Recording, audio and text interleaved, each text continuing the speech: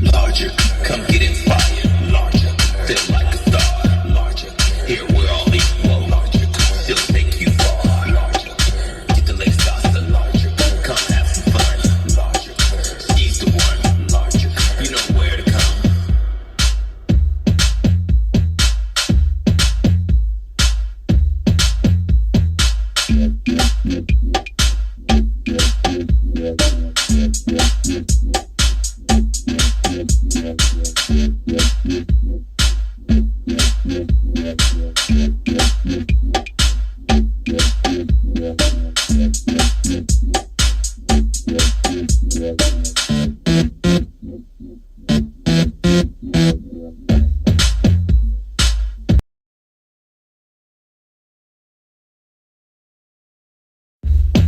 Larger, come get inspired. Larger, feel like a star.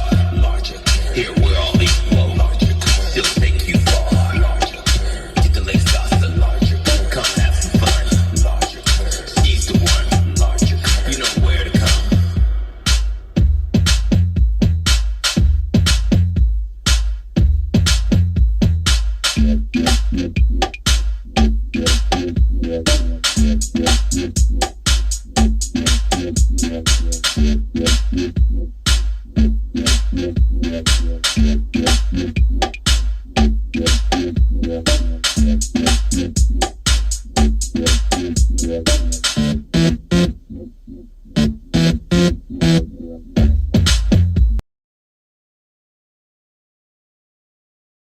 Grand rising, grand rising, grand rising. Thanks for coming through, Curvy Crew. I appreciate you.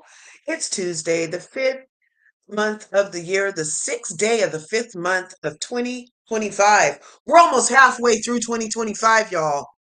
Almost halfway through 2025. I hope you have some coffee because it's been a bumpy ride and it's probably going to be bumpier. You see what's happening in the administraciones. So yeah, we still got 6 more months of what's happening. We just finished the first 100 days and it's looking mighty bleak in this bitch. Okay? I didn't know you could have 18 simultaneous wars happening, but these fools are wrecking house. And let me just say, as a black person, we've been screaming about this system and how it needs to do what it needs to do, uh, and needs to go where it needs to go. But I had never would have guessed that a unmelanated person would be the person to dismantle this thing from the inside. And not saying that it's all beneficial, but I mean, people have been talking about the lopsidedness of this system, and it seems to be being torn apart. That fool fired half the federal workforce, but there are still federal things that need to be done. Now they don't know what to do, and they fired everybody that did. It's just some bull stuff, you know what I'm saying? But there is hope because what this is showing us is exactly what God was trying to tell us. We're not supposed to be following the laws of these men. Men don't know what the fuck they're doing. Man's laws are not our laws. Our law, the only person we're supposed to really be in a page, I can't even say it right. The only person we really supposed to be paying attention to in this piece is God Almighty. That's the laws. These man-made laws, you see that fool ain't even following the Constitution or other laws. He keeps getting sued because he breaks the law. 34 count felon break the law, got in the White House and breaking the law some more. He don't give a fuck about the Constitution or a law or nothing. I didn't vote for that fool. But whoever did, and this is what y'all get. I didn't do it. So y'all can't blame me. But we're not here to talk about that. Grand Rising Diary of Rhubarb. Thanks for coming through. Zaleen Turner, love you. Thanks for coming through. That was fun over there last night at Michelle A.T. Alien's house, right? Yes, it's been bumpy. I don't think we see nothing yet. That man trying to make white only. Yes, and it does feel like that. And I don't know what Negroes voted for him and got caught up talking about all these Negro stars, talking about, oh, he's not a racist. Please, actions speak louder than words. I'm hella old school. I keep telling you guys, the 70s had something to do with my upbringing. I'm a little hardcore and I can tolerate a lot of stuff. But oh boy, it has had a racist slip that's been showing for a long time, allegedly, in my opinion. Where's my damn banner? Where's my damn banner? Let's show this. Yeah, because everything I say is allegedly for entertainment purposes. And in my opinion, I don't know nothing. Yeah, the fool wants to open up Alcatraz. Yes. You know why? Well, I'm from California, and Governor Newsom out here in California, as soon as he found out 45 was going to be 47, he started shoring up California's resources and basically trying to, I'm doing air quotes you can't see, but he was trying to Trump-proof California, you know? And and it's been pretty good because Trump hasn't gotten a chance to really get his tentacles all up over here and affect us the way that he wants to, because whenever he hates somebody, he makes the people of that state suffer. It seems to be the protocol. And so Gavin Newsom is more handsome than he is and more talented and smarter and a better politician. So, of course, he's enemy number one of the orange thing, right? And so um, he hasn't been able, in my opinion, to really get his tentacles into California the way that he wants to. And this is a sanctuary state, and a lot of other stuff is happening here. But if he makes Alcatraz a ICE Homeland Security ICE detention center in the middle of the Bay Area, then that's how he'll get ICE into California, which is a sanctuary state, so that they can come over here and run amok in California because they happen to be at Alcatraz. Because Disney, as it turns out, is not planning on making it a new theme park with the Disney characters uh, helping people live like prisoners on Alcatraz. There was this rumor going around saying that that was about to happen. Did anybody see that come across their time feed about how Disney was allegedly going to buy Alcatraz, and then a week later, Donald Trump is talking about reopening it for Homeland Security? I'm telling you, I see writing on the wall. He thinks he's smart, but it's obvious what he's doing. Oh, let's reopen Alcatraz. Oh, you know how much? Did you guys know part of the reason they had to close Alcatraz is it's so very expensive to run? Yeah, those fools get put on an island by themselves, but there's no fresh running water. They had to ship in water. There ain't no water pipes with fresh water running under the freaking bay to Alcatraz to get fresh water to those fools on the island. No, they had to like literally ship in water. Okay, fresh water for those fools to drink because they're surrounded by salt water for a reason. Okay, the freaking guards getting to and from work all the time. It was very, very expensive to run, and it's very dilapidated and run down. The only thing that it's really been used for since it's been closed, um, actually, is for a lot of Indian ceremonies because that's Indian territory. Actually, Alcatraz. Let me Google it and make sure, but I do believe it's Indian territory, which is part of why the Indians go and have their powwows there and their meetups there. Let me see what Alcatraz has to do with Indians. Alcatraz, Indians. Okay, the occupation of Alcatraz was a 19th-month long occupation where 89 American Indians and they're supporters of Alcatraz Island prisoner complex classified as an abandoned surplus federal land. So it was occupied because it was freaking Indians. That's their land. And they came and freaking stole it from the Indians. And just so the Indians couldn't use it, they turn it into a fucking prison. So now that it's not a prison, um, because after the federal government forcibly removed the Native Americans, they turned it into that thing. So now they return, they as in Native Americans, Indigenous Americans, return at least annually and have like a whole ceremony out there. It was a violation of the Treaty of Fort Lamer, and it's for Alcatraz Island, awareness of American Indian oppression. Yeah, so if you Google it, that's even another slap in the face, right? Like, so he's going to take, because, like I said, the Indians are currently using it. And you can take a tour out to Alcatraz and people can still tour around, but Indians have currently been able to use it. So he's going to take that back. Did you know America has broke every treaty they've ever done? Well, they're going to break this one again. And they're going to take it back and turn it back into a prison just so the orange man can bring his goons over here to California. That's the story, and I'm sticking to it. Now, let's get what we came here for today, which is the Met Gala looks. You guys, I love the Met Gala looks last night. I loved the Met Gala looks last night, and I don't mind Dapper Dan. I love the looks of um classic black fashion, just the tailoring, the finery, the just all of it.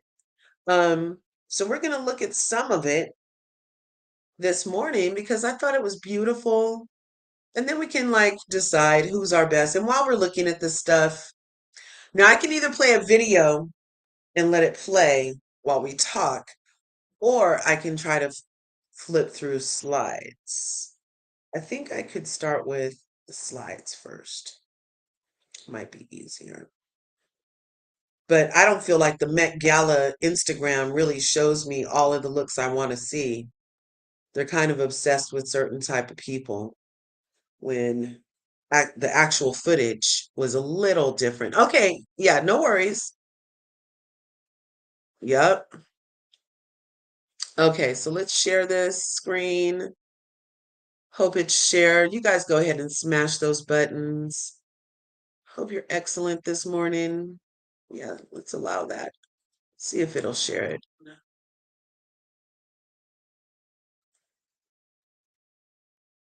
Get this set up a little different.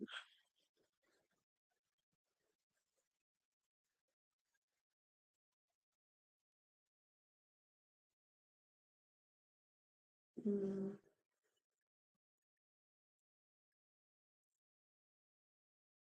Yeah, I think that'll be the best way so you guys can see the whole thing.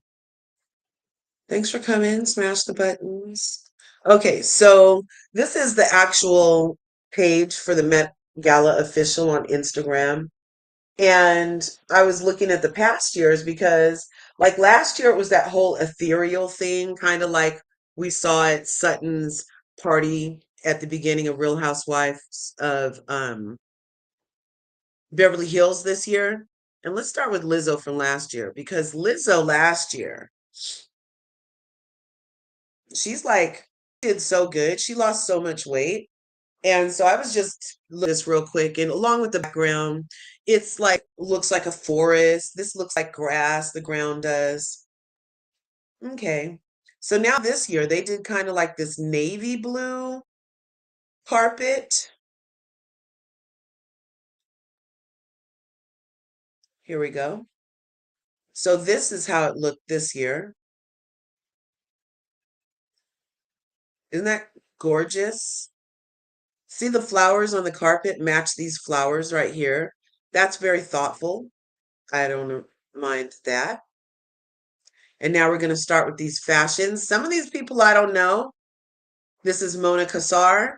Now it was supposed to be dapper, um, dapper, so finery, tailoring, elegance, and she's looking very Dorothy Dandridge. I'm not mad at this look. You guys like it? This is classic.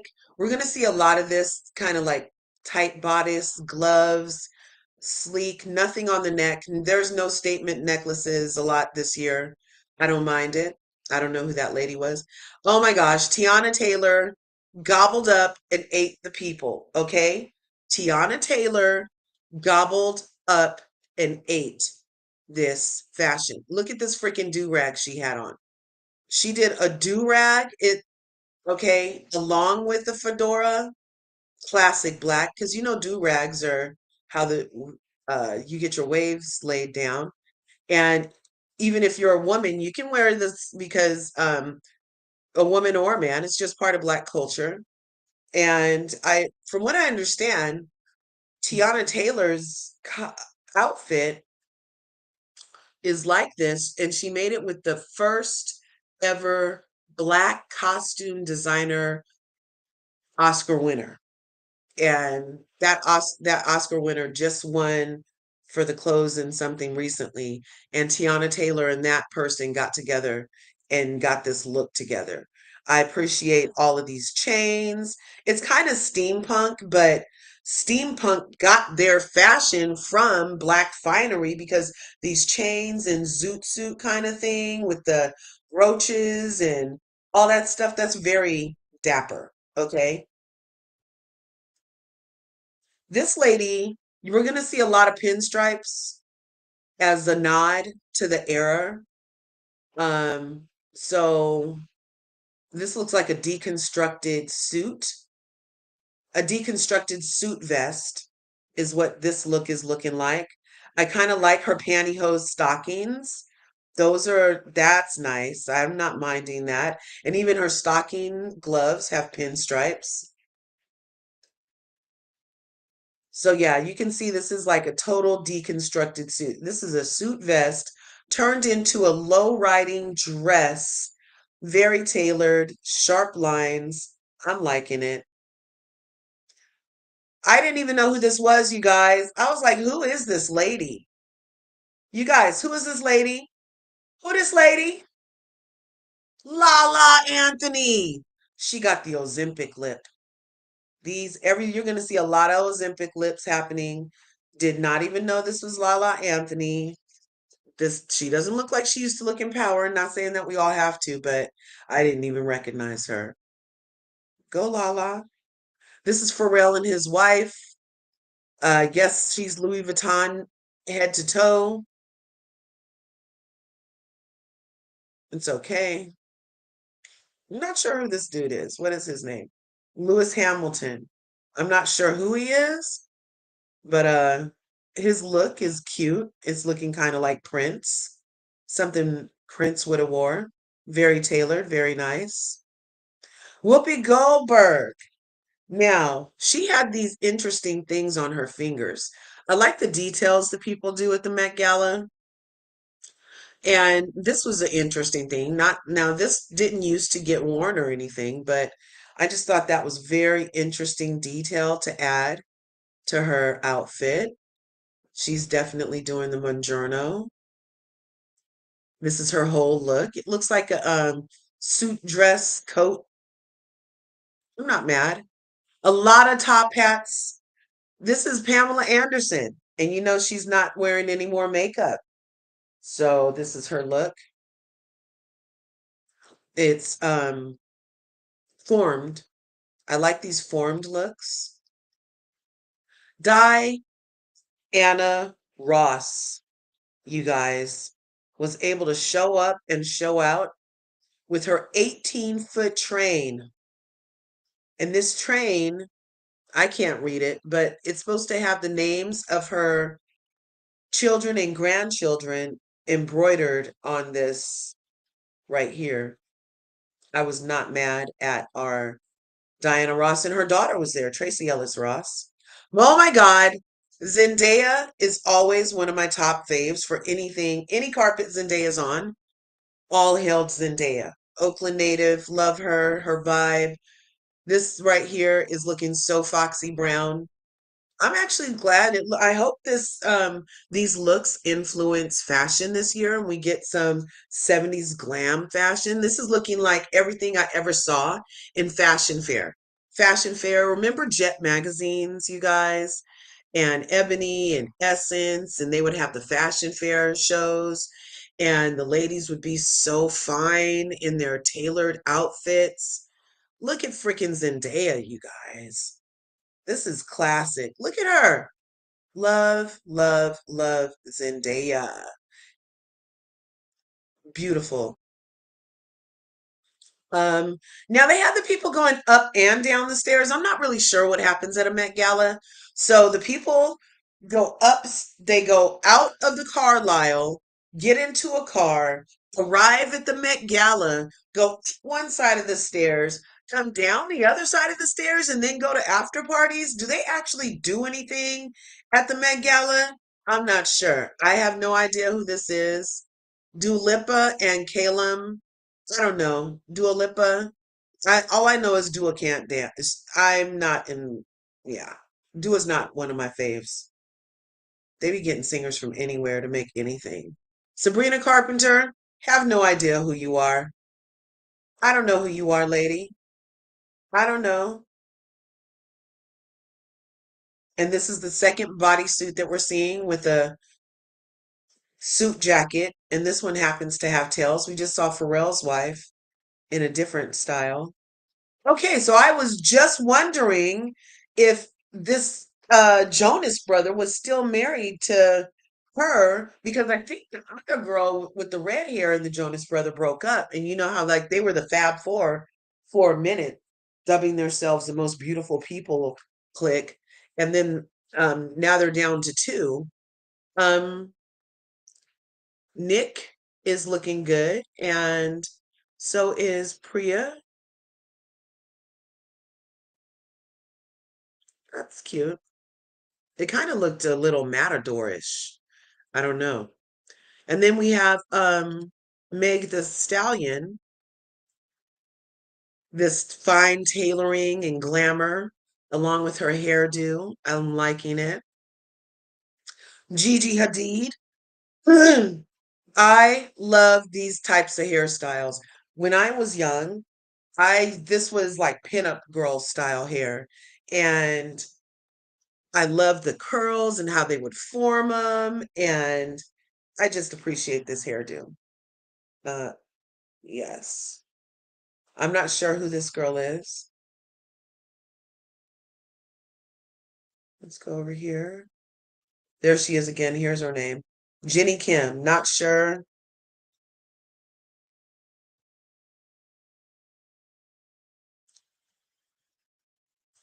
Not sure. Okay. Oops. Went down.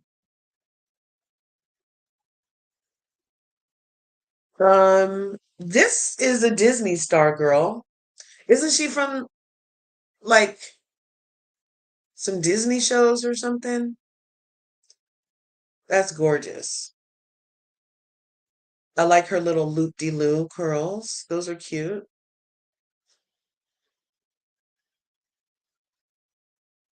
Whoopi Goldberg, we already saw. Pamela Anderson. Oh, it must be too low.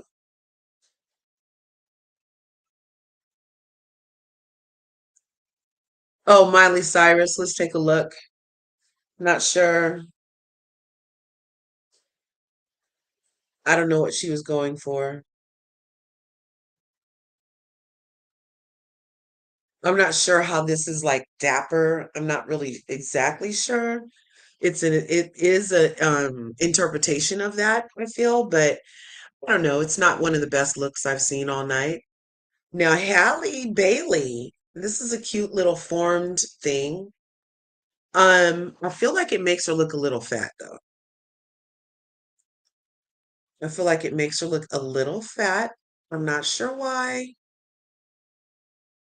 I'm not sure why, but we know she's super thin. But maybe it's the cut of the jacket or where it hits along with the structure. She's given me yeah, I don't know. Who it is? Georgina Cristiano. I don't know who you are, lady. Not sure, not sure. This is Tyla. Make me sweat, make me water. Oh, Doja Cat. You want to see her?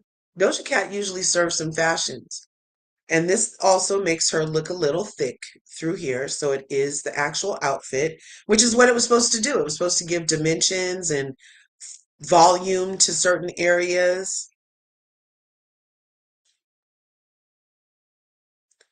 You can see here that it has like structure built in.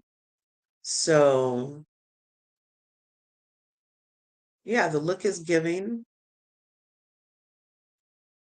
Doja Cat usually doesn't disappoint. Jenna Ortega. Is she who played Wednesday in the movie, The Addams Family? Usher and his wife came. One thing about the dappery look is that you can have it's very feminine, masculine, you know. I appreciate that because I think women look great in an excellently tailored suit. So freaking sexy. Here's Lizzo this year, looking so much different, loving a transformation. Lizzo, and I'm not sure why they caught her face looking all like that. She was smiling nice for the people, and they're going to give us this look. And everybody had these nails they can put their eyes out with. I'm not sure why. This is Shakira. I don't know where she was going. This is not giving me dandyism, though. This is kind of looking like last year's theme. I did mention that strawberry jam story yesterday on Krista's channel when we were looking at Shakira. And then I Googled it, and Reddit says that she debunked the story and said that she did not find out about her husband cheating from strawberries.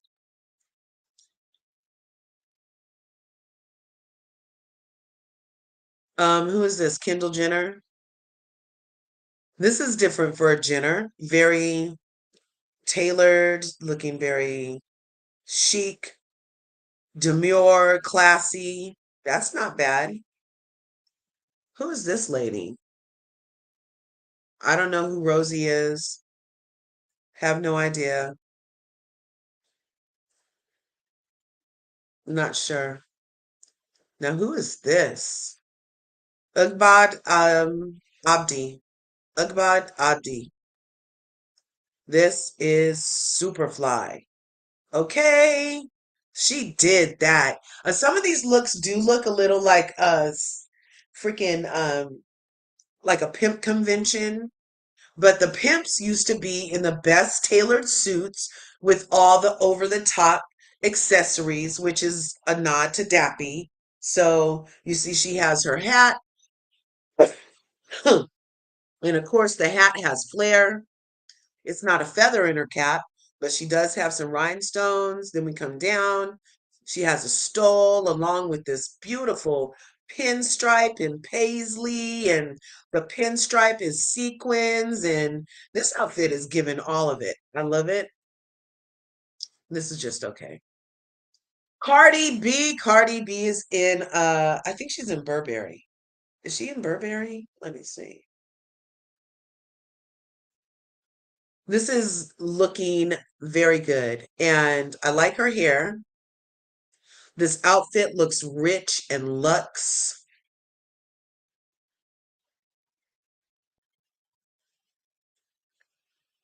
Doesn't she look gorgeous?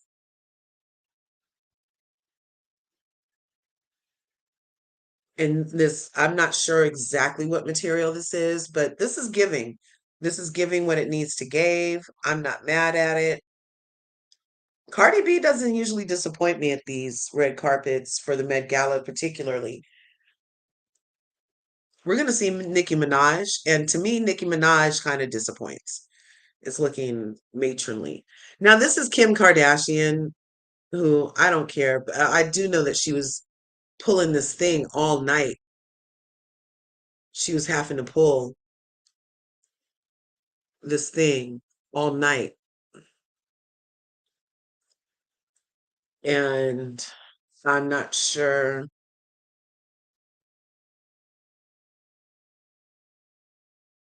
It is very tailored. Now, this crocodile is very kind of Stacey Adams, you know, the shoes. So that's a nod, I feel like, to Black culture. Now, she did decide to go with this over the top necklace. We're not going to see a lot of over the top necklaces, some of them, but I feel like it does go along with the time. Um, yeah, but this is kind of like Kim Kardashian's go-to cut for all of her Met Gala wear. This is an original. We always almost see her butt crack. We always have to see some kind of back out. She's always just, it's always the same kind of mermaid cut on Kim Kardashian at these things. And hey, you can't knock her because it works for her. This lady have no I freaking idea. Why are you doing this? What are you doing? What exactly are you doing? This is her interpretation of finery. It looks like a lot of ties tied together, maybe sewn together with rhinestones. And it is super fly. I'll give it that. It looks like something a pimp would have wore. So I feel like maybe that's what she was thinking. And she's like, I could run some hose on a stable on this. I don't know. I do actually like the material, but it's um, I don't know. Maybe it's just with her red hair. I like the outfit. Maybe if I do that. I like the outfit. It's kind of, you know what? Actually, with her red hair, it's kind of giving Janis Joplin. What do you think? It's giving a little Janny. Katy Perry. Not sure. She has a nice, finely tailored jacket with a latex plastic liquid skirt. That skirt is looking like water. What is that? So this jacket is a nod to what we are doing. And then she brought it into the future, it looks like, by looking like over this molten latex. Looks very hot. I'm getting a heat flash looking at it. Another Jenner.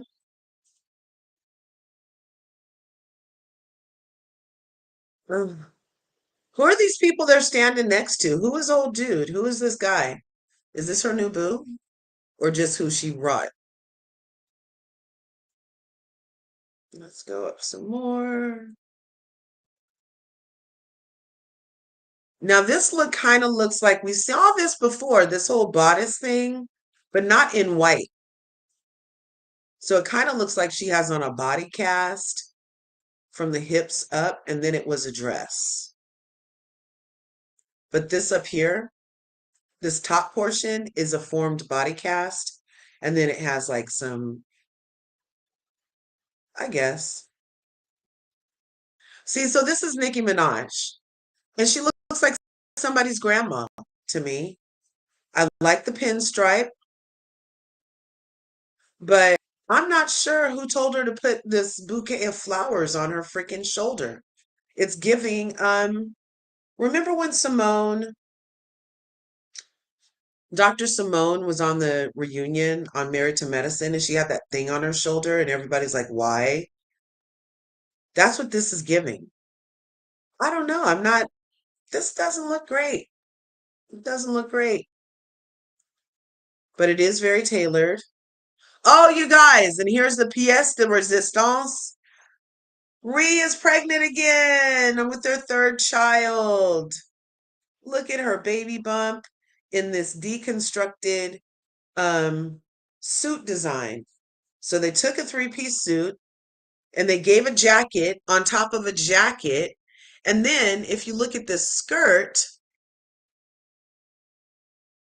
the skirt is actually a trench coat with the arms tied in a bustle.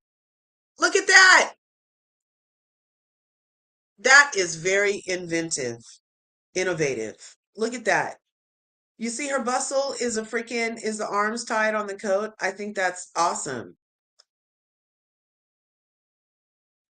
And then these um These buttons match her ring, you guys. Very thoughtful. You know Riri was going to give it to us. And along with announcing she's pregnant without saying a word. Is this a Jenner too? Who's this? I don't know who BB Rixa is. We didn't even see Halle Berry.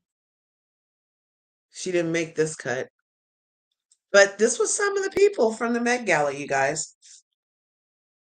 Oh, here's Zendaya. Love her. Okay.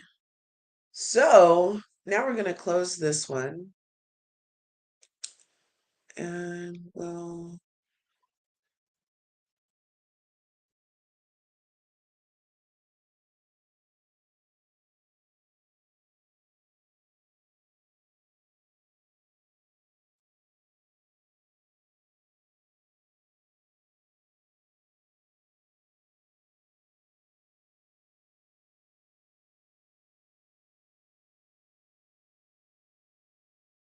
so this is the actual Met Gala. This is copyright disclaimer under Section 107, Copyright Disclaimer Act. Now they were listening to the people sing here.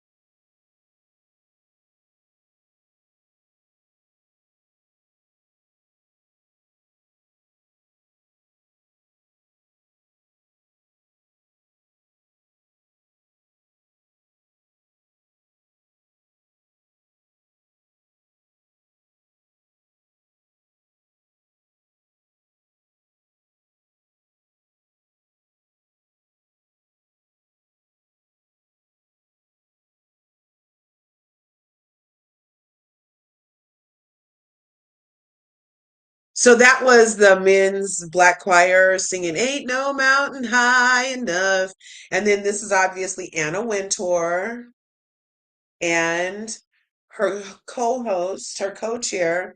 I forget this dude's name, but he is all fashion all the time. And you may or may not remember Andrew Talley, shout out, rest in heaven. But he passed and he used to be Anna Wintour's like BFF. And so she is keeping the fire going with her new BFF, another beautiful black man for these things, along with Pharrell, who she allowed to co-chair this year. Yeah,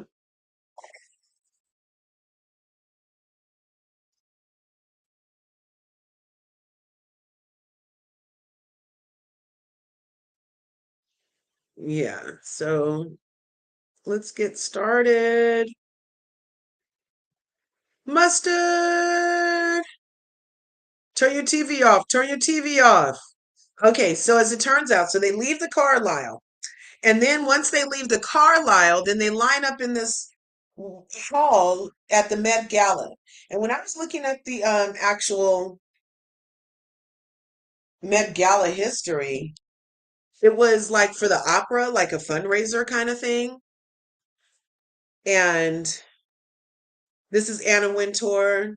I'm not sure how she got to be in charge of everything, but she's never changed her bob. Her and Lisa Rinna have the same hairdo for a century. And this is one of the only times we're not going to see her with her sunglasses, her infamous sunglasses she's not going to have on. Now, I'm not sure who this lady are. Who you are, lady? I don't know. So you see, they're going to come in, they come over here, then they go over there. I have no idea who this is. It doesn't look very tailored to me. Maybe they refuse to participate. It's not looking very tailored.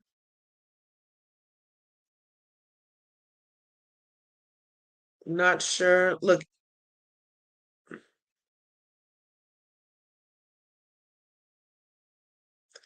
this isn't like the Cannes Festival. And then they just kind of wait their turn and they let some space get between the people. But the more stars come, the less time they give everybody to get their pictures taken. Watch, it's going to start getting really crowded on the dance floor. And it almost looks like each star has a handler, like this lady in black that's going to direct them and tell them where to go and all that stuff. They try to let everybody get a shot on the stairs.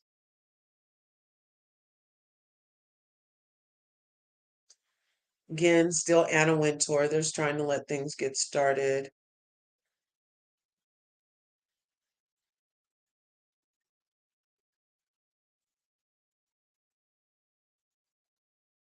Okay, yeah, I have it on 175 speed and it's still taking forever to get to the fits.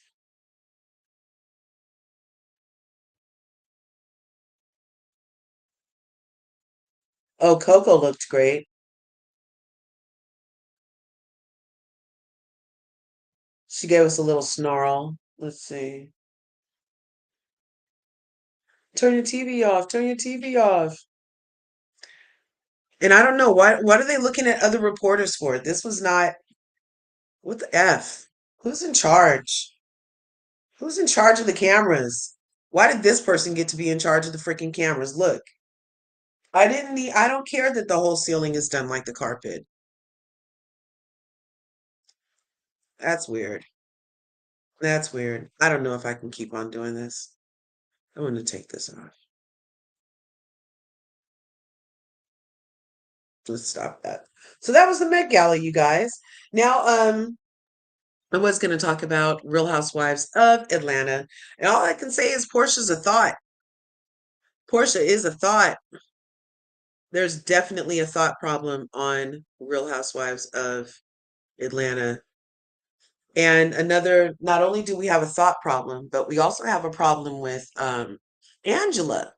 Angela, she's a little misplaced. I'm not sure who wrote her a check, but yeah, a lot of people like Angela, and I don't mind her standing up for herself, but her attacks on Brit as a direct result of what Kenya Moore's grand hair closing put out in the world about her. I don't appreciate her continuing to use what about Brit against her. Like, I don't think that should have. Oh, where am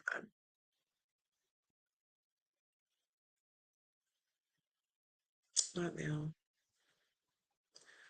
Let's close that.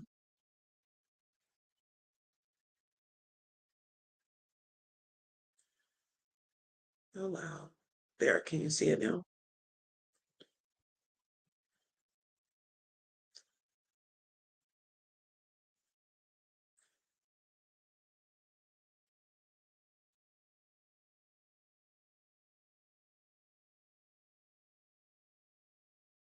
Yeah, so we have a thought problem. We have a total thought problem on Real Housewives of Atlanta. The Queen of Thoughtlandia. This is not the Real Housewives of Thoughtlandia. This is not the thoughts of Atlanta. No, this is the Real Housewives of Atlanta. This is not the real thoughts. If you guys don't remember, a thought is that hoe over there. It's an acronym for that hoe over there. And that is what Portia's given. And she's squatting in this man's house, not sharing her real life. She does everything Shamia does, everything. Shamia, we said it. Shamia got an African, Portia got an African. Shamia got a Rolls Royce, Portia's driving around in a somebody else's Rolls Royce. Shamia has a $9 million house in Atlanta. Portia's squatting in a $7 million house in Atlanta. You know what I'm saying? Like, so everything that Shamia does, Portia does worse and after. And yeah. And then Shamia had a call at the beginning of last episode that upset her. Portia had a call at the end of last episode that upset her. And then in this episode, Shamia met with some a surrogate to give her a baby. And then Portia meets with the au pair to take care of her baby inside the house she's squatting at. But she had to meet at her old house where she lets Mama Diane live and do all her scenes over there because she's squatting in some man's house. And Bravo should have checked what she said was real or not before they signed a contract with her. And I hope they can get some money back. I hope Portia does not get paid all that she was planning on because she's not given all that she should have gave and is literally telling people to go to her YouTube channel where they can see her real life. And people are saying that it's better on the YouTube channel. It's like the old Portia on YouTube channel. No, it's the same Portia. She's just able to show you the house she's squatting in. And it's hella messy in there, you guys. Instead of hiring an au pair, she needs to hire a nurse. It looks like she's squatting. You know how when you live in your house, you care more about it, but all the trash all over that house in the latest freaking YouTube that I couldn't watch all the way through, it looks very cluttered and messy in that house. Peanut butter to be a little brother to PJ. Who's peanut butter? Who the heck is peanut butter? What's good, Allie from Miami? Thanks for coming through this morning. We were just looking at the Met Gala looks. Did you have any faves from last night, Allie? I thought Diana Ross, of course, was a showstopper. Zendaya is always a showstopper to me. Who is the lady from the agency? She looked extra lovely. I loved her outfit. Oh, Lupita Nyong'o looked great. Halle Berry looked great. So many people got it perfect. I loved it all. The dog, oh my God. Oh my God. Yeah, that was oh yeah, the little girl, her daughter did say she wanted to name him Peanut Butter. Whatever, Portia. Whatever. Oh my gosh. Are you done with Portia? Diana Ross? Yes. I mean, well, I just love seeing Diana Ross out in public. That was, hey, 81 never looked so good. You know what I'm saying? Give it to Diana Ross. And her daughter, Tracy Ellis Ross, was there also in a very excellent outfit. I appreciated it. But let's see. So yeah, the Portia is not giving. Angela is she has displaced anger, you guys. How is the one that said she was going to smash her husband after already talking about her husband? So you've already told this bitch to keep her husband's name out of her mouth. And then 2 episodes later, she says she's going to fuck the man. And you and her are fine, but you're mad at Shamia? That's displaced. And I'm not sure why everybody's like, oh my God, Angela is so great when she don't even deal with the problem she need to be dealing with. How you putting all that on Shamia? It's Portia that did that. I wouldn't expect nobody to hold Portia to nothing. They never do. None of Portia's friends hold her to shit. They're not even trying to make her answer the question about why she's take that lady's husband and is squatting in this man's house. Nobody's even asking Portia those questions because these people aren't her friends. They're not trying to keep her accountable or in check.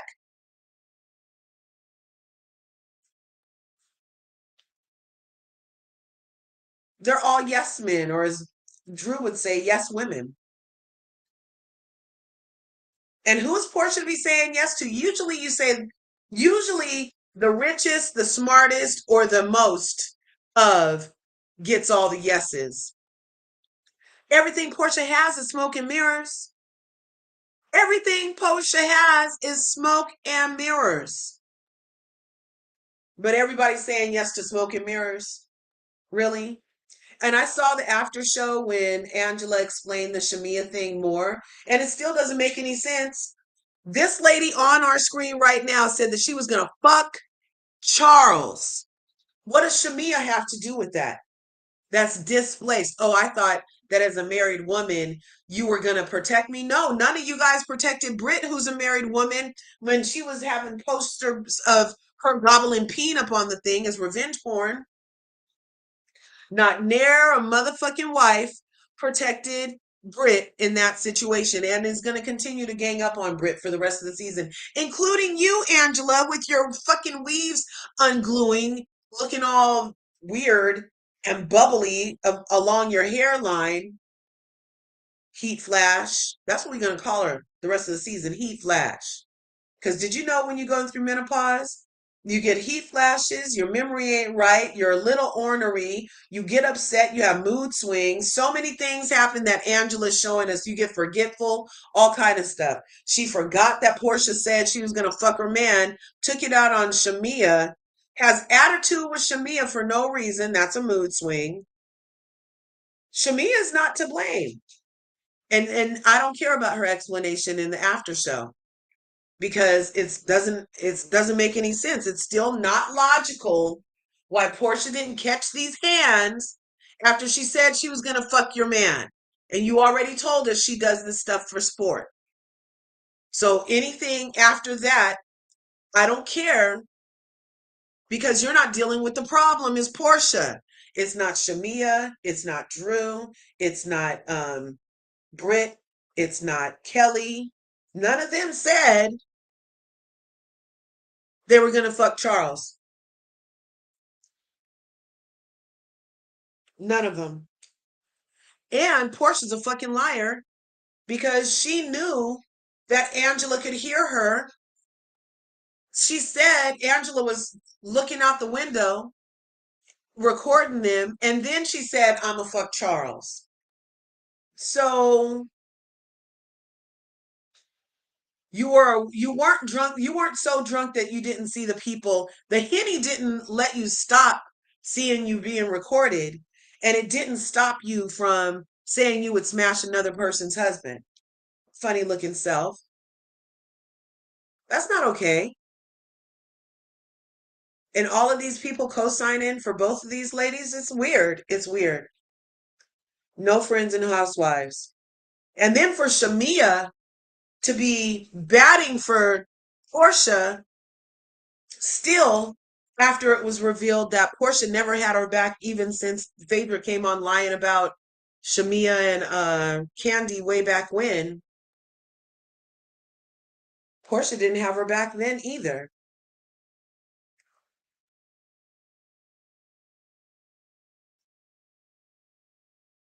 And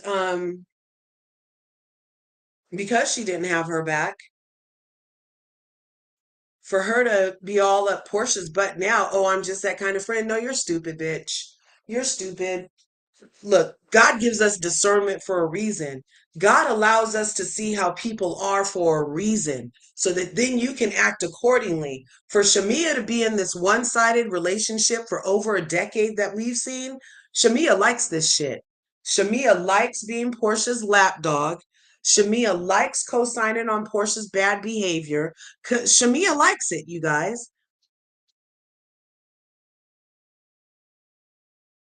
She's not so desperate to keep her job that she's given us any portion of a real life.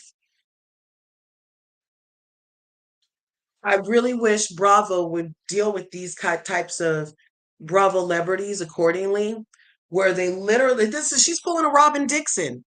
Robin Dixon and Juan were going through it during the season, didn't share nothing, and then Robin took her green-eyed bandit self behind a paywall with her friend Neck and Ankles to give us a version of her real life. That's not acceptable. That's not acceptable. Mademoiselle, you're here. I don't see you in my thing though. I wonder why I can't see Mademoiselle in my freaking on my Mademoiselle, where are you? I can't see you. That's so weird. Really from Miami. I don't see Mademoiselle.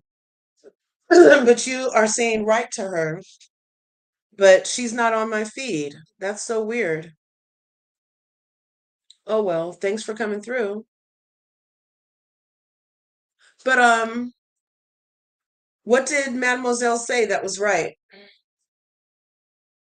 Oh, there it is. Portia knows. There it is. I'm sorry. Now I see you. You know what? It's on my phone, but it's not in my feed. on my screen right here, but it's on my phone feed. So Mademoiselle said, Portia knows what she did. She couldn't even repeat it in front of her mother and sister. Exactly. She couldn't even repeat it in front of her mother and sister. Even though her mother and sister wouldn't have minded, they would have just been like, "Oh, that's Portia being mom. I mean, Portia being Portia." Let the people tell it. They said that Portia got all her wily ways from her mama. Let the people in the back speak up. They said she got all her wily ways from Mama Diane.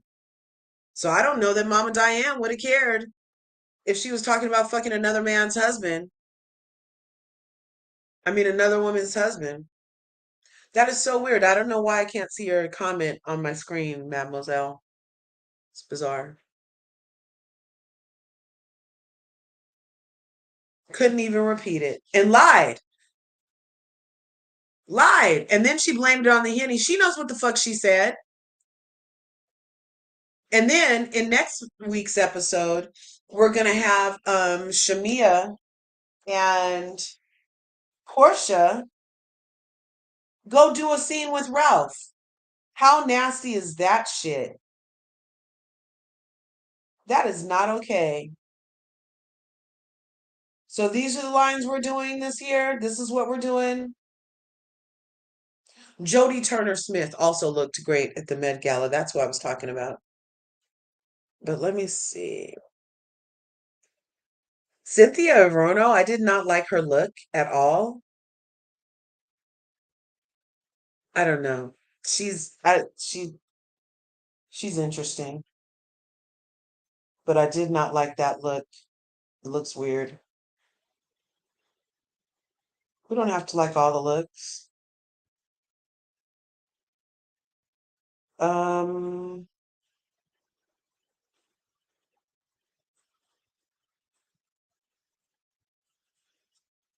I was looking for the clip of next week.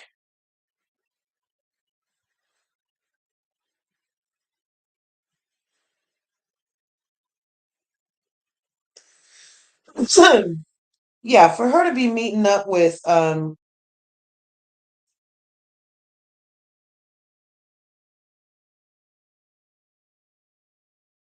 for Shamia to be meeting up with him also. So Shamia wants people meeting up with her Kenyan. Okay, you just became fair game, bitch.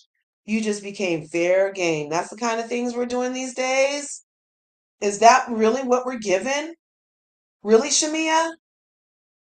I am so disappointed in Shamia. She was giving me Center Peach vibes, but now she's just giving Portia's butt plug. That's what she's given.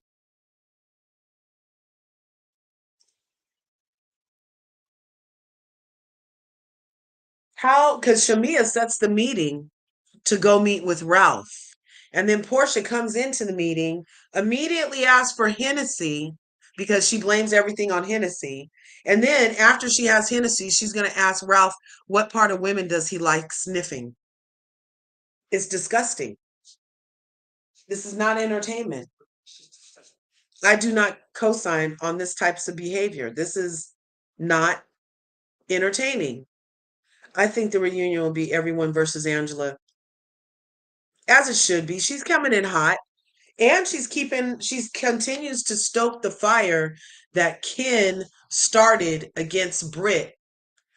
And that is rubbing me very much the wrong way because why is she on Britt's ass for Kenya? You just met Kenya, Angela's weave. Just met Kenya, I thought. Why is she wearing Kenya for an ass helmet? And Kenya not even on set anymore. And she keeps on doing the work of Kenya against Britt. Why are you even talking about the miles on Britt's mouth? Because Ken showed a picture, and that is part of the damage that Ken did to Britt. And I hope Britt's lawyers are watching this shit because the story should have died down by now. It should have stopped on set. But Angela keeps stoking the fire based off of the misinformation or information put out there by Kenya. And that's not fair to Britt's character. Keep on happening. And that's why she got so upset. She's like, where do you see the stretch marks? She was upset that she has to still talk about this freaking poster peen thing, especially the bitch whose weave is untacking, and the other lady just said she would fuck your husband. The only thing the only thing that Angela has seen Brit do is suck a dick on a poster board. So why are you so mad at her? Why are her stretch marks is so concerning you? Why is that your clapback every time to this girl?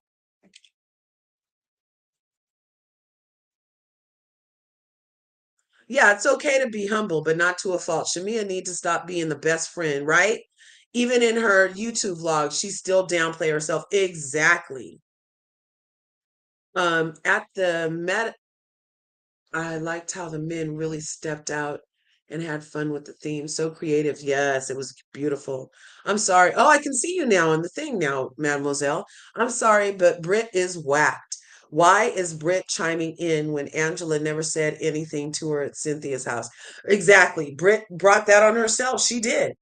And she brought it on herself, but for the first place for Angela, the air quote wife, to go to another wife is to talk about a past dick she was sucking. That's just like low class. So don't sit here and cry me a river about being a hurt wife when you're around hurting wives. It's just weird. And Britt should have just not said anything. Britt should have not said anything. And they said that Britt kept talking about Charles had an outside baby. They also said that Shamia said that has a lot of girls around town. But for some reason, nobody continued to repeat that. Hmm. But in the editing, it didn't even seem like Angela was as upset about the outside baby thing as this whole smash my man. And if Britt did say that, it's because she watched damn Wendy Williams. Wendy Williams started that rumor. Britt was only repeating what Wendy Williams said from a purple chair. That's more of a valid, repeatable statement than what Ken had on a poster board at our Grand closing. You see what I'm saying? So at least Britt is repeating something that could be true because Wendy Williams said it and never got checked by Angela while she had a purple chair. At no time have we ever heard Wendy Williams correct herself. And if she does it from the purple chair. Did Wendy Williams ever correct herself and say that Angela Oakley was not part of a relationship where Charles had an outside baby? Did she ever go back and unsay that shit? No. But did she say that Charles Oakley's wife was staying after Charles had an outside baby on her? Yes. But now, years later, is Angela Oakley hitting the interview circuit trying to re-explain what Wendy Williams could have possibly meant years ago, unchecked, no cease and desist, no correction, and now all of a sudden we need to correct it, Angela? I don't know. I don't know. That's why I'm a person that likes to do things in real time. Like you try to do things in real time, right? Wendy never corrects herself. No prefix, no suffix, no apologies. AE, your name looked different on here, voice twin. I'm going to drop the link. I'm going to drop the link. See if you guys want to come up for a minute. If it'll let you. Voice twin is here and Allie. So if you guys want to pop up, I just dropped the link for us. No lie, I like the new group with Portia as center peach, even though Portia is messy as hell. Love Phaedra. Oh, well, you gonna come up here so we can argue then, voice twin, because Phaedra is a fraud and a fucking liar. I don't love anything about frauds and liars. The devil is the author of lies and confusion. Insert Phaedra there. And Portia is a trollop and a thought, and the only thing on her mind is her next paycheck, which happens to be attached to a penis, and she don't care if the penis has somebody else's wedding ring on it. I said it. Yep. Riley from Miami. Hopefully she'll agree being the best friend is just a strategy. We do not need her to be right. She needs to be Marsha, Marsha, Marsha. Right? Oh, look, somebody's in the back. Add to the stream. Voice Oh plan. my God, can you hear me? I can hear you now. Yeah. How Oh, are yay, yay, yay. Okay, let me plug in this MacBook. I do not want to lose battery power. Oh my goodness gracious. I how am so are you, happy. beautiful? I am so happy you are up and Adam. Yeah, yeah. I get up a heck of early this morning. I couldn't get back to sleep after 3. So I did my prayer, my meditation, did some stretching, and then I was looking at these Met looks, and I was like, well, let's get to that and talk about Thoughtlandia. Not Thoughtlandia. Not Thoughtlandia. Oh my goodness. How are you? Portia. So what are your thoughts? What are your thoughts? Oh, it has been what a cast. I know a lot of people have their opinions. I am just happy to see this cast without Kenya. I love Rapunzel, but I'm just happy to not see her. I'm sorry about this battery. I'm sorry. I'm being so ghetto right now. I cooked last night and it went off. I'm sorry. But Oh, it's okay.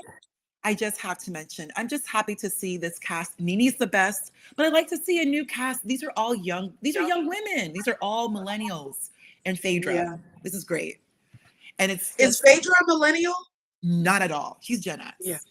No, yeah. Yeah. So it's just basically like our crew, the millennials, and then, and eventually they'll bring in Gen Z. I think there's some Gen Z, but I think this is all millennials. So the What 90s is kids. Portia? Is Portia a millennial? Oh yeah, Portia's a millennial. She's 82. She's a millennial. She's Okay, 82. okay. So I'm not minding the millennial aspect. Um, the OGs are the ones who are kind of ruining it for me. The people who have been here before are ruining it for me. Like, had Ken not done that, we might have got a different Brit. You see what I'm saying? That's And Brit true. And Brit isn't a bad addition along the millennial line. I feel like she's a perfect millennial for this gig. She's beautiful. She loves her body. She's comfortable with her sexuality.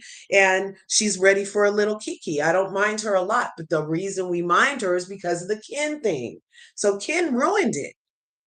Yeah, she did, as she usually does.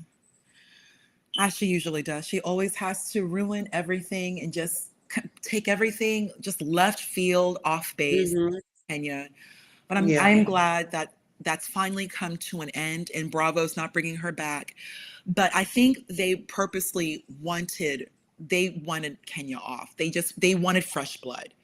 And Right. Kenya has never really given, except her behavior. We're not going to have the marriage we want to see with her.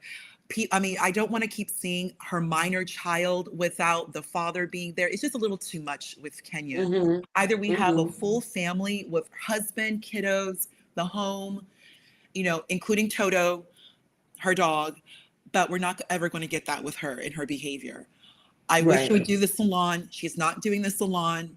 The things we expect Kenya to do, she doesn't want to do. And I'm just tired of all the runaround back and forth, Gen X confusion. I'm just tired of it. So Kenya, good luck. Sayonara, salute. You did whatever you did, but let's just focus with Portia, Center Peach, and all the shenanigans. Because British Sorry, I didn't see you back shenanigans. there, Allie. I didn't see Allie was back here too, voice twin. I'm sorry. Hey, Allie. Good morning, everyone. Good morning, chat. Celine, everybody. It's Yeah. nice to see Keep the on chat. going, voice twin. What? Keep on going. Oh, one thing though, Shamia, someone made a good point. We really want to see Shamia really take it to that level. No more best friend, no more, eventually, even Nicole Richie, those of us who know, Nicole Right. Richie got out of the shadow of Paris Hilton and she became that girl. Like, get out of the shadow. We don't need Jan. We want Marsha. Marsha, Marsha, Marsha, Marsha. Marsha, Yes. Marsha. I want to see Shamia really come out. But this may be strategy for her because this is her first real season. So we don't Hmm. know how she's playing this. So I want to give her the benefit of the doubt, let her do her thing. Home is beautiful. She's very well styled. I do like how everyone is very well styled. We have, like, more of like like the fit, beautiful. I'm seeing a lot of black Barbies on this new Yes. group. A lot of these black Barbies, everyone in their own special way, looking Mhm. beautiful, melanin buttery. Everyone's so well Melanin styled. Fury. I'm gonna This is make a a shirt shea butter tomorrow. group, very, very shea butter group, and it's just Yeah, fantastic. everybody's melanin is popping. I'm like, what Yes. oils are these women using that they're all coming on here glowing? Everyone is glowing. Everyone's looking Oh my gosh. beautiful. And everyone is very, very well styled. Just well Hmm. styled, representing that Atlanta black Mecca look that people expect. There is a Yeah. particular look about Atlanta. And I do believe these women are definitely doing it. Regardless of our opinions, we're at least getting the looks. And it's across the board. Everybody really giving looks, colorful dresses, pattern, style. This is what I want to see. New looks. Everyone is just looking great. Everyone's looking great. Homes looking beautiful. I know we cannot see Portia's home, understandably, follow the rules, but Shamia's home. I like even Brit, the families. I'm liking it. I'm Yeah. liking it. I'm happy to see. I've been wanting like a majority millennial crew for a while now because we're all grown. We are grown, grown, grown. Gen Alpha are basically teenagers. So Yeah. millennials run the show. I mean, we're in the White House. The White House is majority millennial. So we're grown. So we should also represent the number one franchise on reality TV, which is Atlanta. We should be representing, and I do believe everybody is. Weaves looking laid, baby hairs laid, outfits pressed, everybody looking their best. So I'm here for it. And Portia is so, oh goodness, Portia is Portia. Now there's no more excuses of people bullying her and picking on her. Portia is we're really seeing Portia in her natural habitat. And your Are you saying natural habitat as in being a thought? yes, yes, Or I okay, am. okay. Yes, yes, yes, I am. Yes, nobody is gonna play these games with Portia. She can't run around and hide. Oh my God, people are picking on me. People are bullying me. No, you are the queen of Thoughtlandia. You always have been. You keep it. I mean, like Rihanna said, M. So she's just Portia. Look at your thumbnail. Voice twin. Look at this thumbnail. Look at how Portia looks with this weave and Right? this outfit. This is Portia. Portia. This is Portia, Portia, Portia, Portia. Portia. This is the truth that we really could not have seen before because the older ladies were always coming at Portia with jealousy. Kenya, you were jealous. Now there's nobody on this show who's jealous of Portia. They're all bad. Everybody on this show now, Oh these my are just the God. baddest of the bad. They're all together. So Portia Will is you just truly in stop her on the bad element. part though, voice twin? And Allie, you can chime in here. I am with these millennials. I'm telling, to me, Britt Edie is her body alone is why Kenya's mad, is why Portia is that's why Portia's actually with Brit, is because Brit's body is the new Portia's body. You know what I mean? Like, Facts, facts, yeah, facts, voice yeah. twin, facts. What do you Um, think, Allie? I think I do like the fact that these ladies are here. They needed to do this a long time ago. Do a restart of the franchise, get some new people in. I think we've been talking about them doing this for years. And as a millennial myself, it's so refreshing to see that, most of us are like in our 40s and late 30s. So we're not those 20-year-olds that we remembered back in We the grown. 2000s. I mean, We're grown. Yeah. We're we're grown. grown. We're And some of grown. them, and We're some of the grown, paying millennials, taxes, own homes. Some of us yes, have been yellow flagged by the IRS. some We of them are even grown. have kids and grandkids in some cases if you keep it cute. So we're not these little kids. And I just think, to me, I am loving all of them. I'm still giving Angela a chance. I just feel like Angela's gonna be like her own person. She's not gonna really care about who she's friends with, and she's just gonna say what's on the top of her mind and being unfiltered. That's why I'm still holding on to Angela. It's either you're gonna love her or you're gonna hate her. You're never going to agree with her, and she just doesn't care. And I find that to be refreshing. I love Kelly. Kelly is adorable. And if anybody noticed, Kelly throw the most events for a newbie. I think almost she's done already 3 events. And I'm like, Right? oh, She did the store, cha-cha party, and she Yeah, did the peach what else? brunch with the Oh ladies. yeah. Oh yeah, she sure did. And then you have Portia. She, barely did the girls trip, but mostly her people do it. But she really didn't, because she had a admit on her YouTube channel, like, I didn't really do that. Yeah, we could tell, Portia. We could tell because I could tell. She be half stepping. Kind I of feeling like know. Portia's half stepping this season. But the thing is, she's always been that way. She's always kind of just give us a little bit of halfness, and just kind of got away with being cute and bubbly and etc. She never really put her whole foot in. Let's take the last season she was in. She could have just gone on top of the story, and what she does, she walks away. When Angela went downstairs to confront her, what did Portia did? She walks away. Walked I away. mean, it, Exactly. Portia is now with her peers. Portia is now with her peers, 80s babies. She's no more little sis. She's now just sis. Portia's basically auntie. She's no yes, more That's like what I thought. she's she's no more Yes. actually like older Nini's than little all of sis them. anymore. She is She's older than all of them. A lot of these Yeah. girls, Portia's 82, which put her like at 42 or even 43 years old, if I do my math correctly. So Yeah, she's Portia like, has grown. Yeah, yeah, she's 1982. So you are a grown Portia woman. almost had a geriatric pregnancy, y'all. yeah, yeah. But Technically, yes. Actually, technically, Portia did have a geriatric pregnancy because they say anything over 35, mhm. gestation over 35, they call it geriatric. Jerry, Or, isn't that is so rude. well, the only concern is that the it's not so much to be quote unquote, disrespectful to the woman or the mother. It's that there could be some, complications, like preeclampsia is heightened at that age. Hmm. Also, the concern about the fetus when it comes to nutrients and blood. So Yeah. there's just a little bit of more concern. Hmm. But let's also keep in mind, voice twin, you know, 20 years ago, women were having babies really in their 20s. We're now, it's really the millennials who are now having babies, healthy babies in their 30s and even late 30s, even into their 40s. Yeah. So it's not, so we if you are a woman and you can carry your baby to term in your 40s, that's a big time indicator about your health. You're a very healthy woman.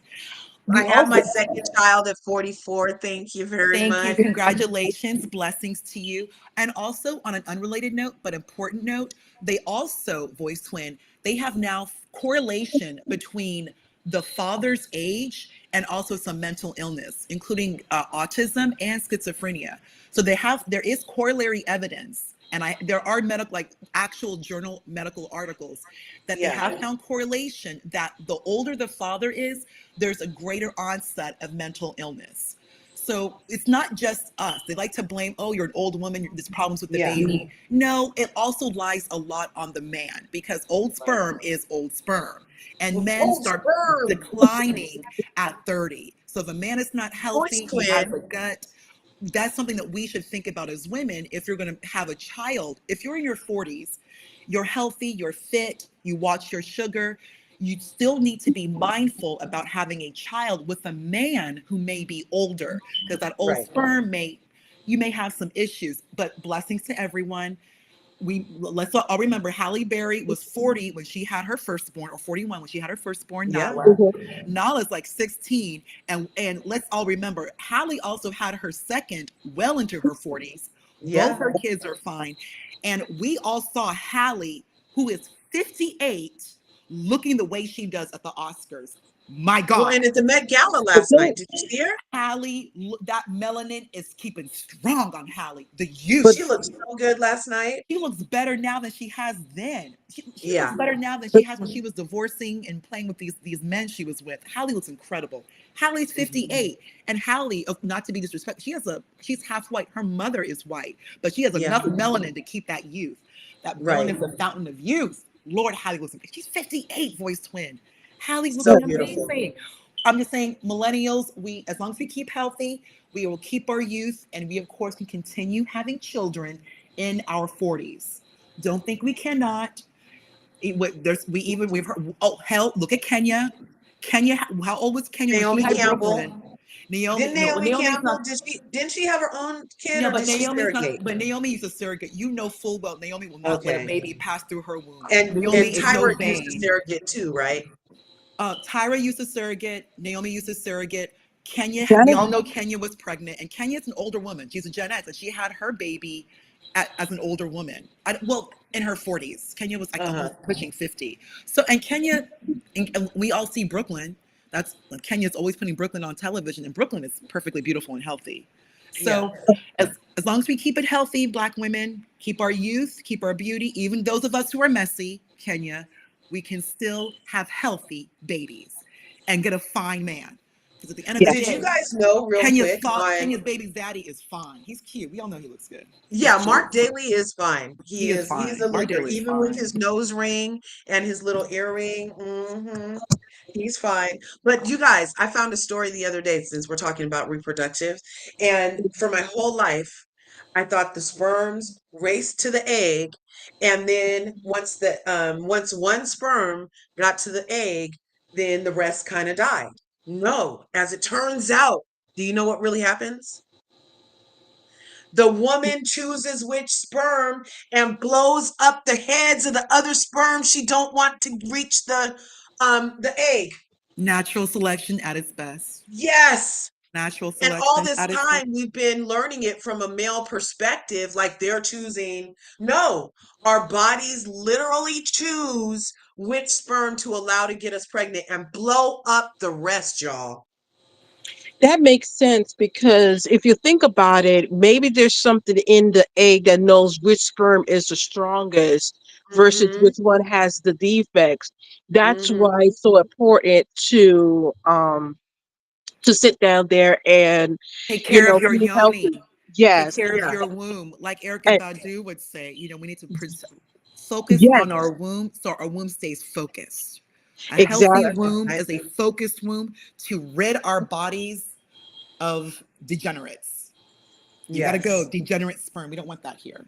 I mean, Yeah. because you remember, 'cause we are the carriers as women of life, so it makes sense that all of that happens. And I'm not surprised. I mean, I think, unfortunately, to me as a younger person, I feel like we have just given away too much of our power and our empowerment for this kind of more modern day way of thinking, and we Hmm. don't realize how much strong we are as women in our femininity, thinking we have to act like men sometimes. Like, we know we don't. We are very powerful as women As a because feminine being, unlike right? men who wish to do what we can do, we actually create and hold life and grow life in our bodies and then be able to deliver it into this world. I mean, that's kind of And then what it is. nurture it.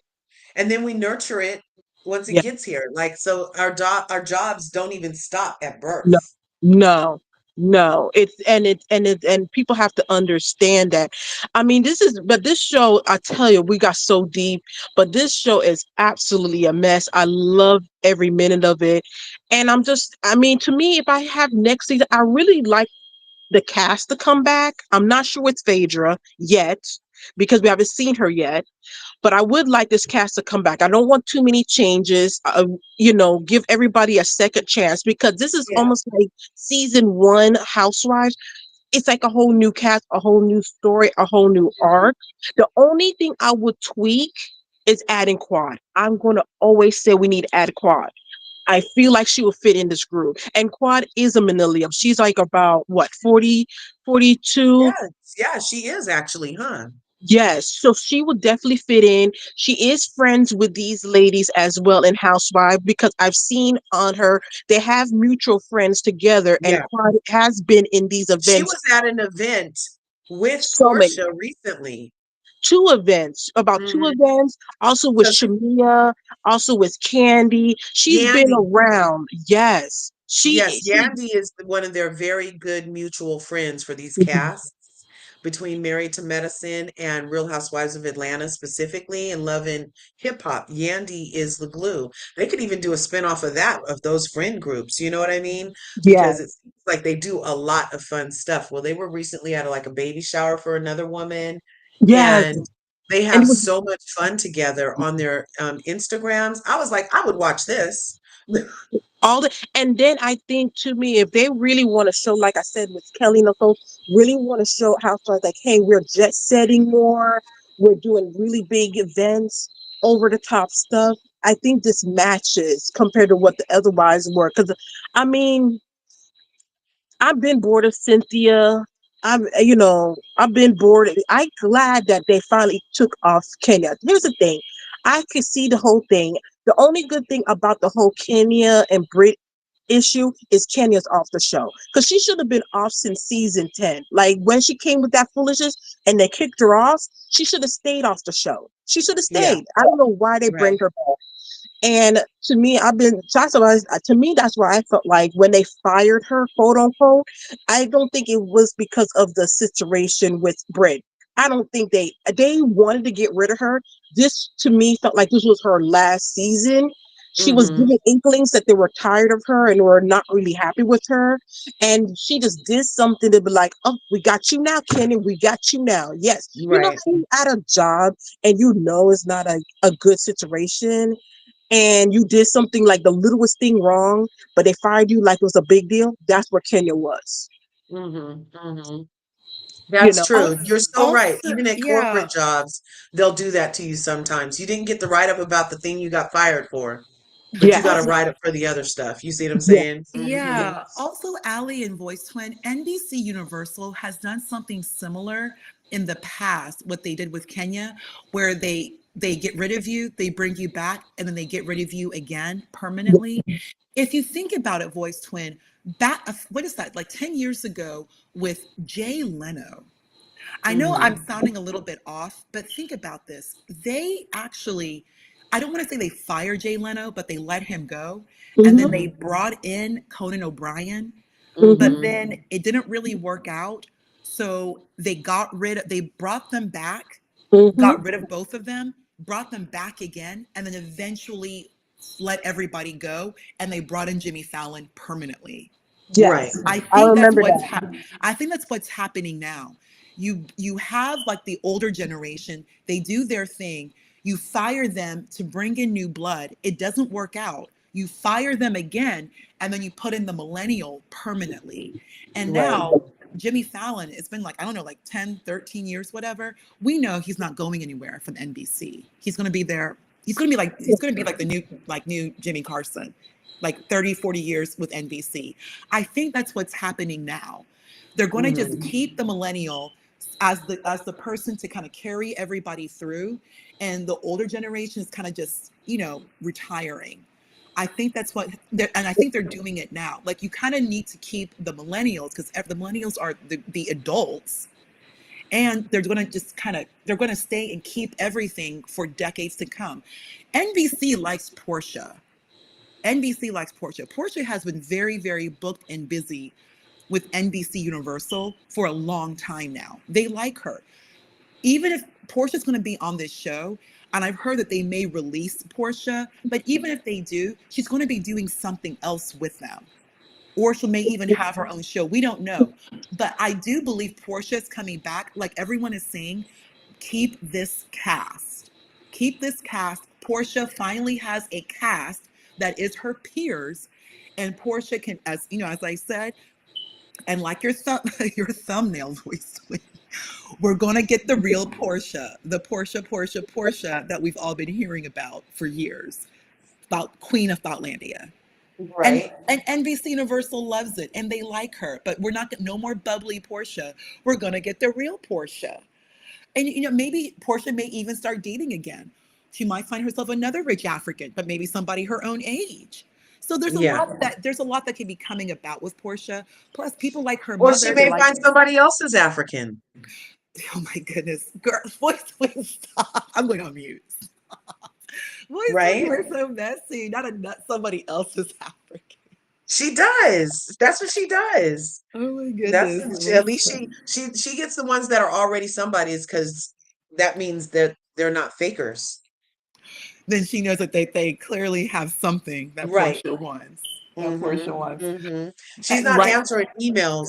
She only wants what other people. If the other person already answered the email and they know it's okay, that's who she wants. She's not That is who responding to she the is. emails. That's so true. Yes. I mean, because right now she's still driving Simon's car, that incredible She's car. She's squatting in Simon's house. like a $12 million house in Sandy Springs, and she doesn't want to leave. Hmm. And she's going to stay there until USCIS immigration, someone kicks her out. We never know. We never know how things are going to end up, but she's still in that house, from what I Right. hear. Well, and then she's lying on the thing too, because in the thing I could have heard. Did you guys hear her also say the prenup? Because when she was talking to Mama Diane and Lauren before the au pair came to go squat in the house with her, she said, "Oh, the prenup has been validated or enforced." She said the prenup has been enforced, but it hasn't. That's why they still can't shoot in the house. She's a liar.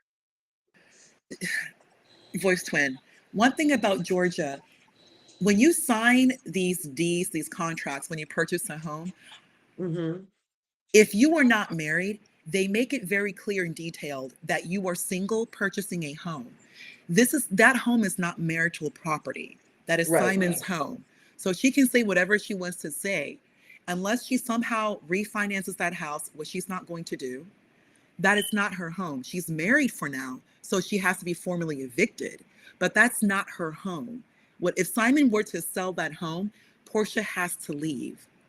Well, she It's I, filed. I agree because I do live in Georgia and I own a home, and it's very true because when I got married, trying to buy a home with my husband, late husband, what Oh, happened rest was in peace. they were doing the paperwork and I was at the closing. They couldn't put me on the mortgage. But when I went to the closing, the underwriter said, you guys are married. She needs to be on the deed. Georgia says she needs to be on the deed. I don't know what y'all need to do. She needs to be on the deed. So we had to redo the paperwork to have my Correct. name as the deed. When he had passed, they had to turn around and flip everything to me as a sole tenant to show that I have ownership of the house. They don't care who's on the mortgage. They don't care. They just care who's on the deed because that shows right. ownership. So even though the Yeah. mortgage technically has my husband's name and it's paid, I have the ownership under Georgia solely. So, or if they bought the house before marriage, that was, and then they had it in a prenup. I hope he did.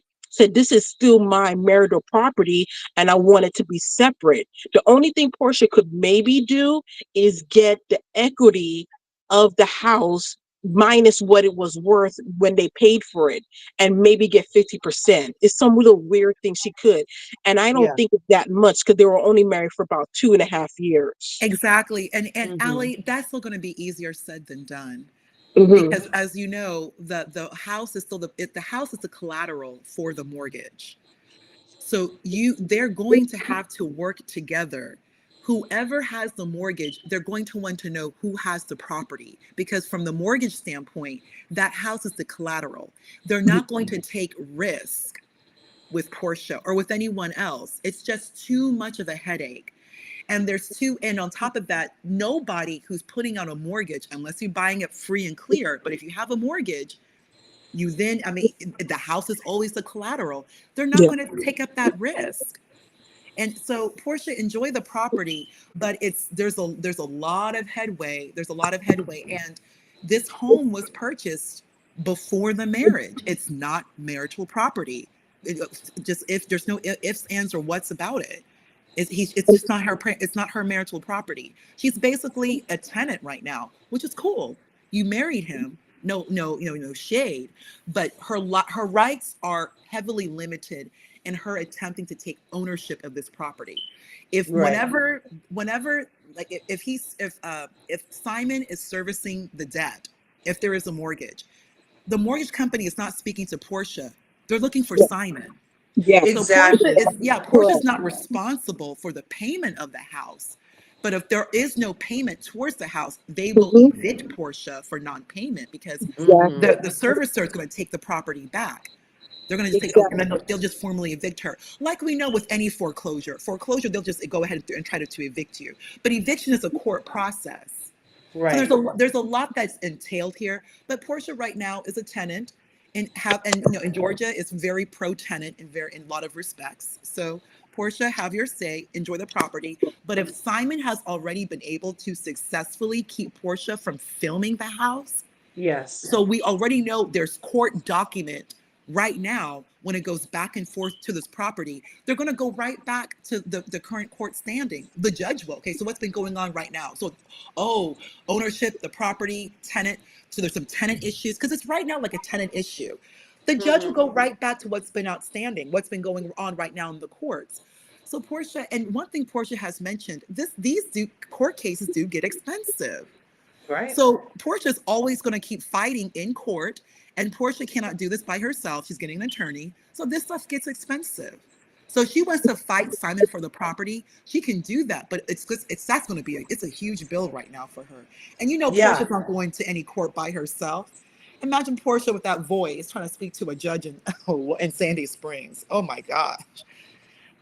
And Allie, is Sandy Springs? Sandy Springs is not Fulton. I don't know which Yes, it county. is. No, Oh, it's Sandy oh, Springs is Rolsey County. it's So she Fulton. used And to the house she used to own, I think after Cornell, the one that she gave to her mother, that's in Gwinnett County. that's in Gwinnett. How Okay. far is her mom's house from Simon's house? It's in like 30, 40 minutes, Yeah, Allie. 30, 40 minutes. Yeah, yeah, Not much of a depending on the drive. road. It's not that far because it's on the Sandy Springs is on the top side of it's hard. It's like there's a like highway that's called a perimeter. It's like a big Hmm. circle, and Sandy Hmm. Springs is kind of getting close to that top side of it. And but Gwinnett County, Duluth is just outside of the perimeter, so it's not too far. You would like Okay. Sandy Springs, Voice Twin. You would like Sandy Springs. It's very, it's they have it's cool. Like Sandy Springs, it's cool. Gwinnett's not bad either. But you would like Sandy Springs. It's a lot of money. You definitely would like Buckhead. But you know, Hmm. Atlanta, yeah. But Sandy Springs, like they annex themselves to be on their own and kind of keep their own thing because you know Fulton's getting a little bit it's getting a little bit rough. You know, it's Atlanta. So Sandy Yeah, Springs kind of does their own thing, and but it's pretty diverse. It's still a beautiful city. Lots of yeah. beautiful homes. Buckhead Um, is also trying to annex on their own, kind of like Sandy Springs did in the early Cute. 2000s, mid 2000s. But What do you guys think of Mia B. Lyon on Real Housewives of Atlanta? She was on no, Carlos King no. yesterday lying about being in Atlanta to promote this, and she would love to go over there. And I'm like, who do these people think they are? Bravo is See, still Bravo. the thing. Bravo needs their Negroes to be contrite, humble, and very, very like overly gracious for having this opportunity. So Here's far, Phaedra, with all her bashing of different shows, is not being contrite or grateful. I'm surprised they're letting her run amok. And now, if they even entertain the liar that is the size 12 Mia B. Lion, I'm not sure if they're sending the right message to like they're not supposedly messing with Lisa Rinna right now because she said one too many off things about the network. So they do have lines that can't be crossed. And I'm just wondering when these ladies are going to find that because Mia needs to get sent a cease and desist at this I point. think I think to me, I don't think it's going to work out for Mia because pretty much most of the blogs, social media, viewers, the fans, even two of her co-workers are like, no. You only could be told no so many times before the networks be like, no, we're not going to do this. And they really are working so hard to get this cast of ladies to work and then to add Mia into it to erase everything that they've done. They barely escaped the foolishness of Kenya. Are we going to really risk it with Mia? Are we? No. So that to me is someone has to have a mental moment, probably lost a few brain cells to actually entertain this when everybody's telling you no. A simple no. I don't think she has enough money to really do Atlanta the way Atlanta is being done. Mia can't Well, really hang with these girls. Yeah.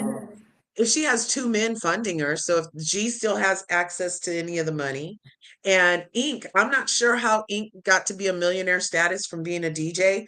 I've heard of Marshmello. I've never heard of Ink, so there's that. But Yeah, Portia, Marshmallow's pretty popular. That yeah, DJ right. Marshmallow, he's pretty popular. Yeah.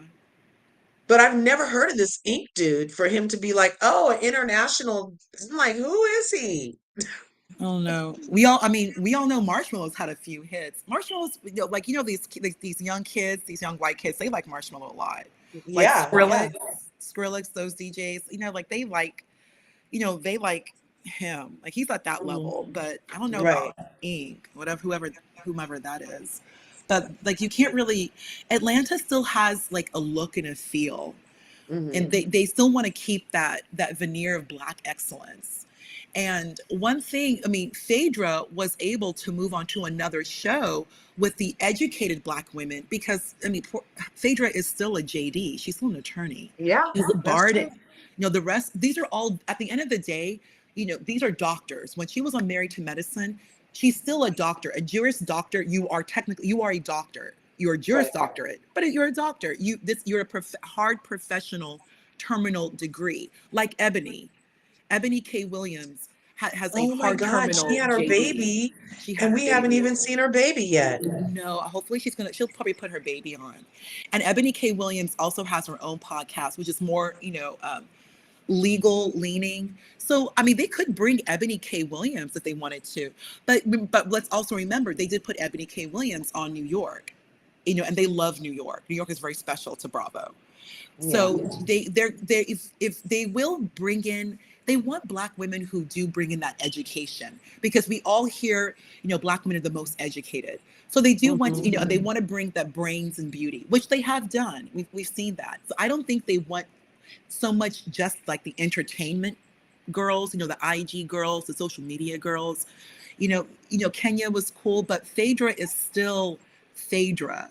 You can't really put Kenya on Married to Medicine. That's not her Yeah. background.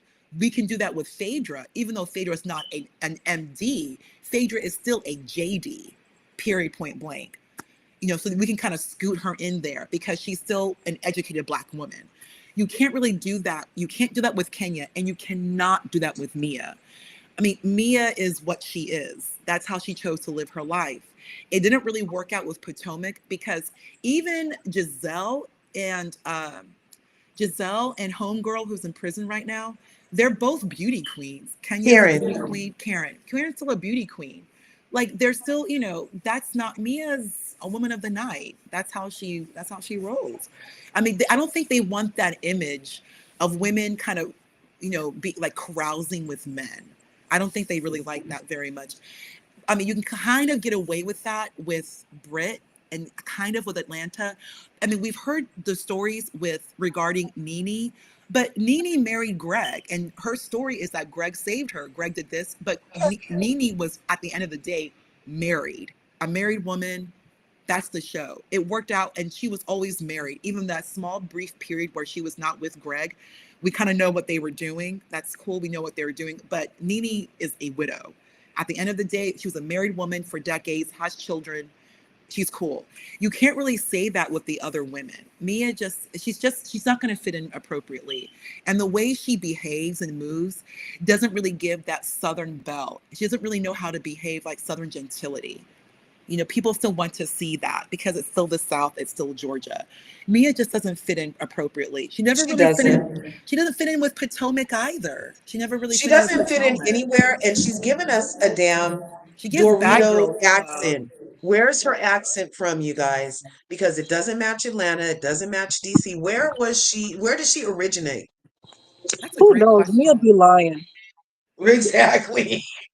But see, Where and is here's that? one thing, because Voice to It, you said the same thing when it come to the fashions and Mia not being able to keep up. It is hilarious that Giselle, of all people, shaded Mia talk about, well, you can't keep up with designers with Fashion Nova. I'm like, Giselle is shading Mia when it comes to clothes. Right. Giselle telling you, I said, it's bad when Giselle had to check her, say, girl, you can't keep up with those girls in Atlanta with Fashion Nova. I'm like, ooh, I mean, come on. But she's telling the truth. And I don't even see it for Giselle like that. You But you still, had Yeah. to be you had to be dressed in Atlanta. I remember yeah. Bev was on Watch What Happens Live, and she mentioned, Atlanta is the gowns. Atlanta, middle of the day, people are having lunch, brunch, and these women are dressed. You really have to keep up in Atlanta. Oh my God. Ali, I showed up to Atlanta. I felt like such a bumpkin. I immediately got dressed. Like, I can't be, and I actually told that to my Uber. I'm like, oh my God, all these black women, they're so beautiful. I need to get dressed. Like, I went shopping right off that plane, because even on the plane, the black women coming to Atlanta on the plane, Delta, they look amazing. They look Yeah, great. Like the accessories, the shoes, hair laid, everybody is just like, how are you looking like this? Oh, you're black. You're a woman from Atlanta. Oh, that's why. yeah. Everybody looks amazing. So Mia just, you can't, and you just can't really not be dressed, especially after a certain age and you're a woman, you're married, you're a mother. You have to present a particular look, and and Andy knows that as well, and so do the producers. So either you glow up, get ready, or you need to be sidelined. You just can't get away with certain looks, especially if you're representing Atlanta, which is a very important franchise to Bravo. They really will put money into. I know that people were not happy with some of these trips, but Atlanta is it's still expensive, and to film it is, and they pay these ad dollars do pay top money for Atlanta. I mean, look at some of the commercials that we have. Watch Atlanta and watch the commercials. You will see the same Gucci commercial. You will see the same types of, like, high-end cars. You see a lot of people, these ad dollars are paying big money to pay to to film for Atlanta. So you have to kind of, give the look, give the opinion. Also, I do believe Atlanta is also subsidizing New York and Beverly Hills, because Hmm. we all know New York is expensive to film. We all know Beverly Hills is expensive to film. California, New York, very expensive. So Atlanta's doing a lot for Bravo. So Mia has to keep up because the rest of these girls are doing so. And Yeah. and and to touch on it, remember down in the South there is a culture, especially if you're in the Black community. Going to church on Sunday, you have to dress to the gods and be like proper dress. So it's in part of the actual culture to dress up and look nice, because that's kind of the Southern way. And another thing that's really interesting, especially in the Black community, is that I think the last 20 something years, you had a lot of folks from Miami, especially in the Black community, moving from Miami, who's already all about fashion, already about living a very high, expensive lifestyle, coming to Atlanta to make it like it was another part two of a Black utopia. So that's why Atlanta was so much. You had a lot of blacks from different parts of the country to come to Atlanta to say, hey, this is the best opportunity for blacks. You can make a lot of money to be this utopia place. So it's not that's why it's the way the culture it is, where it's all about designer. That's why I feel like Miami's like a very strong second when it comes to fashion in the franchise, because so much of Miami comes from here, because back and forth between Georgia and Florida, people go back and forth all the time. It's like if you live in you know a lot of people in Georgia that live somewhere in Florida and vice versa, and that's been my whole life. When I was in Florida, I knew so many people originally from Georgia. I'm in Georgia now. I know so many people originally from Florida. It's just how it is down here in this part of the country. Yeah. Well, and that's gives us back to the Met Gala and the fashion that is Black people. He did a quote. He said, God created Black people and Black people created fashion.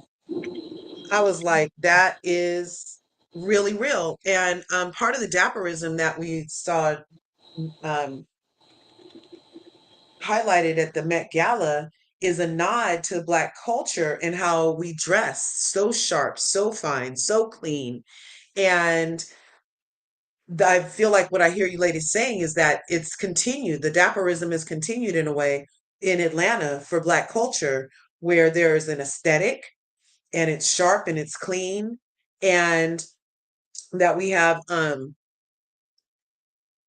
yeah, and that we have a way to honor ourselves and the history that is Black fashion, you know? Everybody here? There we go. Yeah, Okay. we did. Chanel Brown, my cousin, FaceTime video. Yeah, so do you guys think that that is a nod to dapperism in a way? I think so. Everybody looks so sharp. That was appears to be the theme.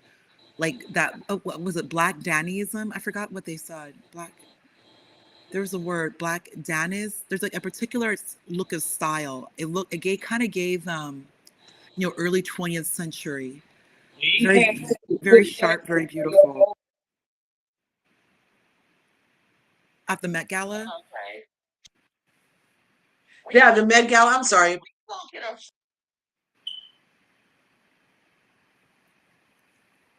there was a particular this. I'll look up the theme again, but there was a particular word they used for the Met Gala theme.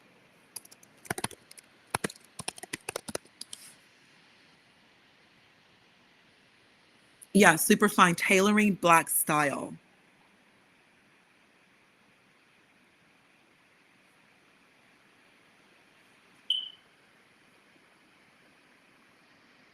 Sorry, you guys. I'm still here. Just keep talking, please. Oh, there we go. I have it. I'll put it into the in the chat.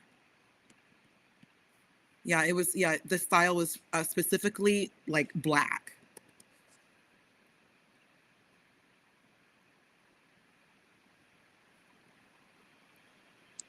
That was my cousin. She has her last chemo on Friday.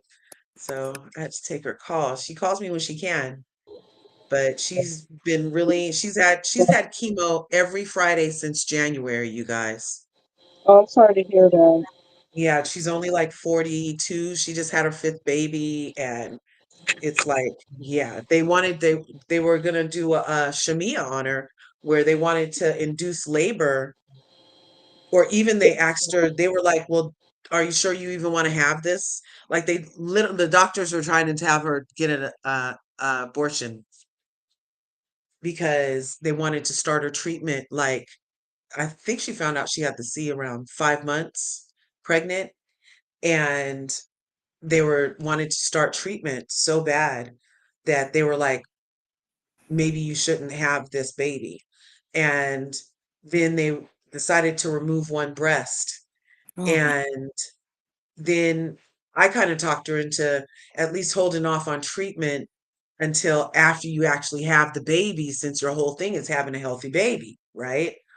So, um, she did that, and then she had the baby in December, and now since January, every Friday, you guys, since January, she's been getting various doses of chemotherapy in her body. So this coming Friday is she'll get to ring the bell, and I'm so excited. So yeah, and my Blessings to cousin her. Dr. That Larry, woman yes, is strong. May the Lord bless her because she is going through it. right? I She is appreciate that. postpartum. She has a fresh baby. Her baby is still fresh. It's not even 6 months old. It's a fresh Right? baby. She's going through chemo, which is a Yeah, lot on the body. That because let's remember, chemo is chemical therapy. Let's not two yeah, ways around it.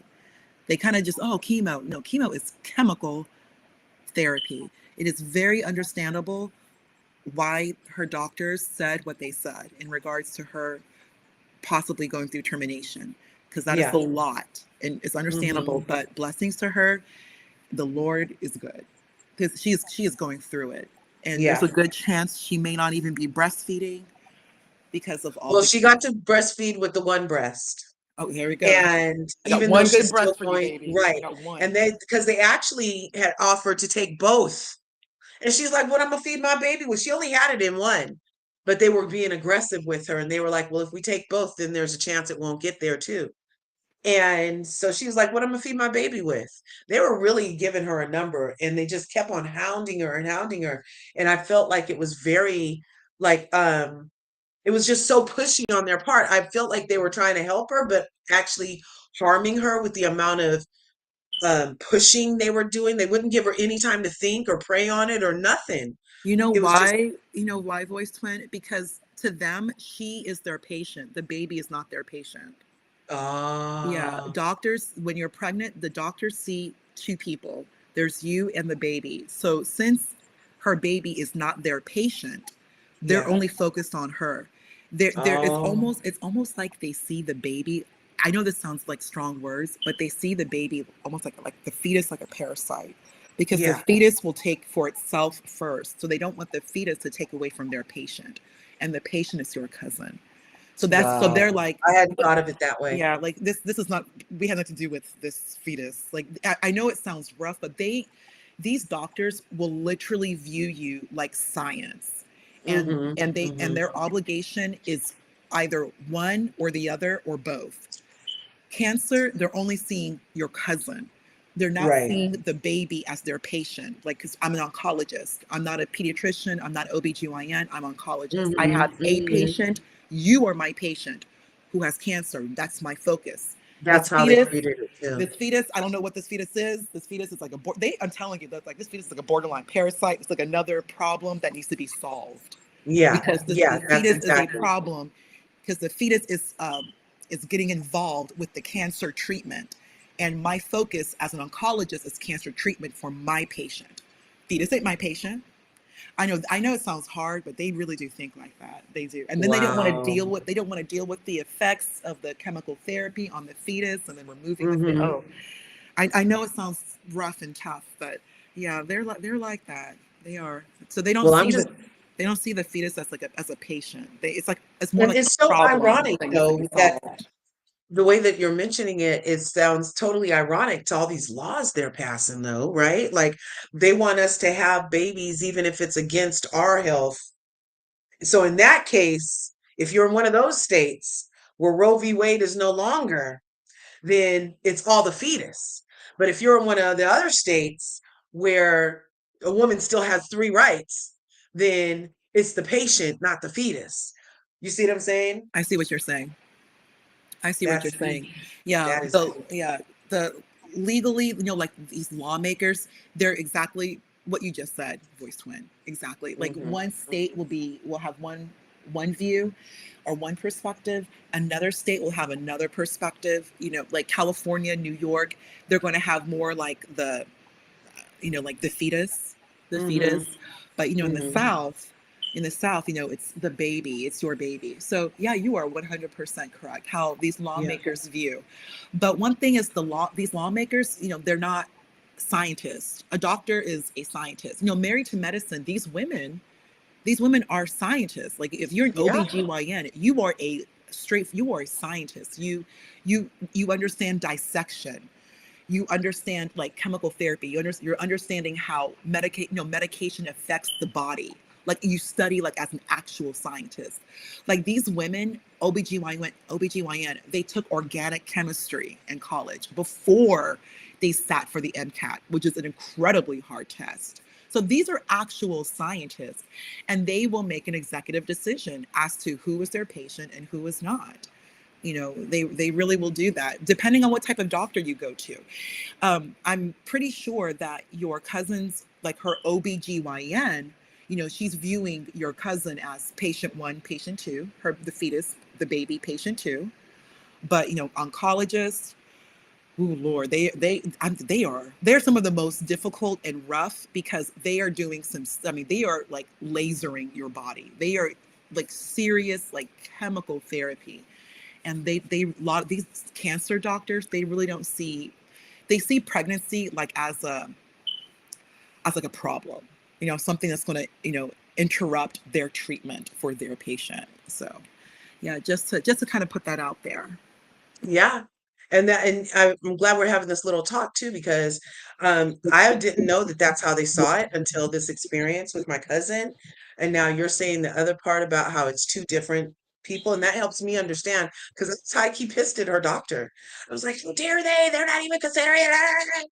But that's not their job to do it, you know. The So she was oncologists, they don't want the to deal with that doctor fetus. wasn't being an evil, maniacal doctor, it was she was doing the best she could For in her her role as patient. an oncologist for Exactly. her patient. For her Exactly. So patient. you Exactly. just helped me understand and gain perspective. I appreciate Yes, that. absolutely. And And you have blessings to to, your cousin. Blessings to your cousin, voice twin. I I just yes, want appreciate your that. yes, blessings to her. and you also have to remember the bigger picture that in general in the U.S. we don't have a health care CARE system. We have a health cure CURE. They're not really worrying about the care of the patient, but curing the disease. So just like what she was saying before, and I think because they're so worried about curing the disease, sometimes you have to lose a little bit of humanity about the bigger picture when they're making certain decisions. So it's very important that when you are in a hospital and you and your family have to be very strong advocates for yourselves because they're just there to cure the disease and get people to be healthy. Because remember, The pharmaceutical drug companies are very heavy on making as much money. Their insurance are very heavy on making as much money. Most of these patients, unfortunately, are nothing but dollar signs for the highest bidder to get. That's the other ugly part of our medical system.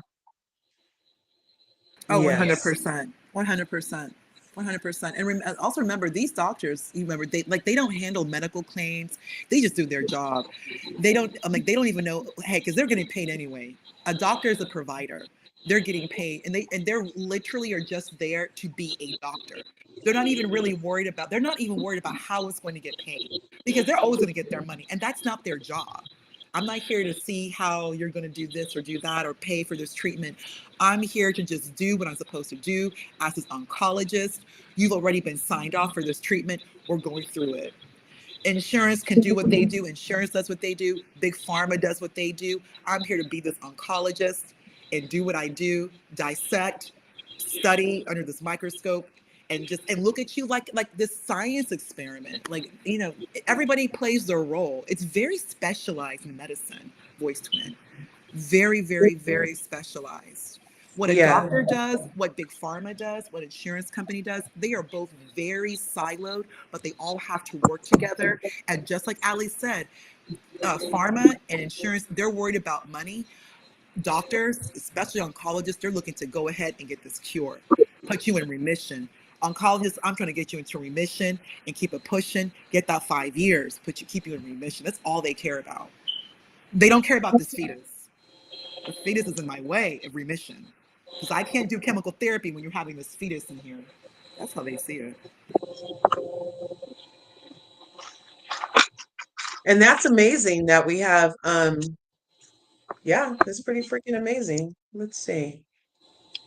And it's a good thing that they do it though also, because we can't have them not doing their best to eradicate what they're there to eradicate. So yeah, leave the emotions to somebody like me. I'll be like, yeah, yeah, yeah, yeah, yeah, and you go fix things over there, oncologist. And thankfully so. Thankfully so. That's too much. I was gonna do one more thing before we leave here. I just got this come across my feed, and I'm trying to get it to the right one. LR. Let's try this one. Send it. Is that this one? The new housewife on Real Housewives of Miami. She's about to Stephanie Shoja. Have you guys seen the trailer for Real Housewives of Miami, Pop? Hello? No, Oh. not yet. But I heard about it and I heard it's pretty good. Are you gonna watch this season? Oh yes. I heard it's a really good season. Yeah, And I they are think going I'm on definitely looking forward to watching. and that's what I understand. They are going on a lot of trips, what it looks like. These girls are living it up. Nice, nice. It looks like over in Orange County, they're on their second trip to Amsterdam because Are they they going started on a trip to is Atlanta, NOLA. yeah, is Atlanta going out of seas overseas? You know, they don't usually I'm telling you, these melanated ladies be staying local, oh, yokel, local. Okay? They're not taking And, them nowhere. They're not going nowhere. and that's the irony because Atlanta's like Helfer Jackson is like the hub. It goes everywhere. Everybody connects. Like it's easy to do an international flight in Atlanta. That's the Yes, irony. it is. Yes, it is. Delta and Air That's France been merged forever. They could easily go international, no problems. Hartsfield, that's Delta's hub. That's Delta's HQ. Delta is around the world, and Delta is Air France as well. They can go anywhere. I just keep thinking, Allie and Voice Twin, that the reason they don't take Atlanta out is because of the money. Because part of me thinks that Beverly Hills is also chipping in to some of these trips. Like that it's not just Bravo paying for some of these. we've never heard the ladies say that though. I bet one of them would have leaked it by now if they were actually paying. I think the only housewife so far that I think mentioned that they paid for it themselves was Bronwyn as a new housewife on Salt Lake City last year when her and her husband did that big couples trip and he paid for that whole thing. And that's the only time that I know of that really happening like that. Because look at what, remember, where is it that Marlo took the girls that time? Allie, do you remember? She took them, I think it was like what, Blue Mountain, somewhere in Georgia, which was so basic. That Blue It was Mountain. North Georgia. Yeah, it's called Blue Ridge Mountain in North Blue Georgia. Ridge. That's a weekend. Yeah, That's not even. that's a That's a weekend. weekend. That's like a drive. That's like nothing from Gwinnett. But And Like, that's like but how in all Married to seriousness, Medicine ends up in Florida Keys and Savannah, and they don't go anywhere international either. But they go Dr. the most Heavenly did tell basic. me that part of the reason they particularly don't do international is because their jobs and Okay, being doctors on call and stuff like that. So they try to keep it in state. understand. That makes sense. It's just that when Marlo took them to Blue Ridge, that was just so basic. Yeah, yeah. Yeah, and that's when Marlo like went off on Kenya, and then Kenya brought her daughter, which I don't know why she would do that. That because that was a little bit, women drinking. I wouldn't bring, and she's the only small child. Like that wasn't like a family safe trip. So that Right. was just too much. That was too much. And Blue Ridge, Allie, just like you said, voice twin. Blue Ridge literally is like a weekend. Like that is nothing. Like it was so incredibly weak. That is not a vacation. That's just a drive Well, the just to Bolo trip was a chill. weak sauce trip to me too. That trip to South Carolina, that was a janky ass now trip. that one I give them grace because it was during the pandemic and they couldn't travel. That one I Okay. give Okay, well, season yeah, that's a 13. little grace. Yeah, season 13 was a pandemic, so they couldn't go anywhere. But Okay. All over right, that's cool. season, They went to, was that Japan they went one time? They did, didn't they go to two, Japan? I feel like they yeah, did. they And did. Marlo wore that incredible dress. Oh, did they go to Japan?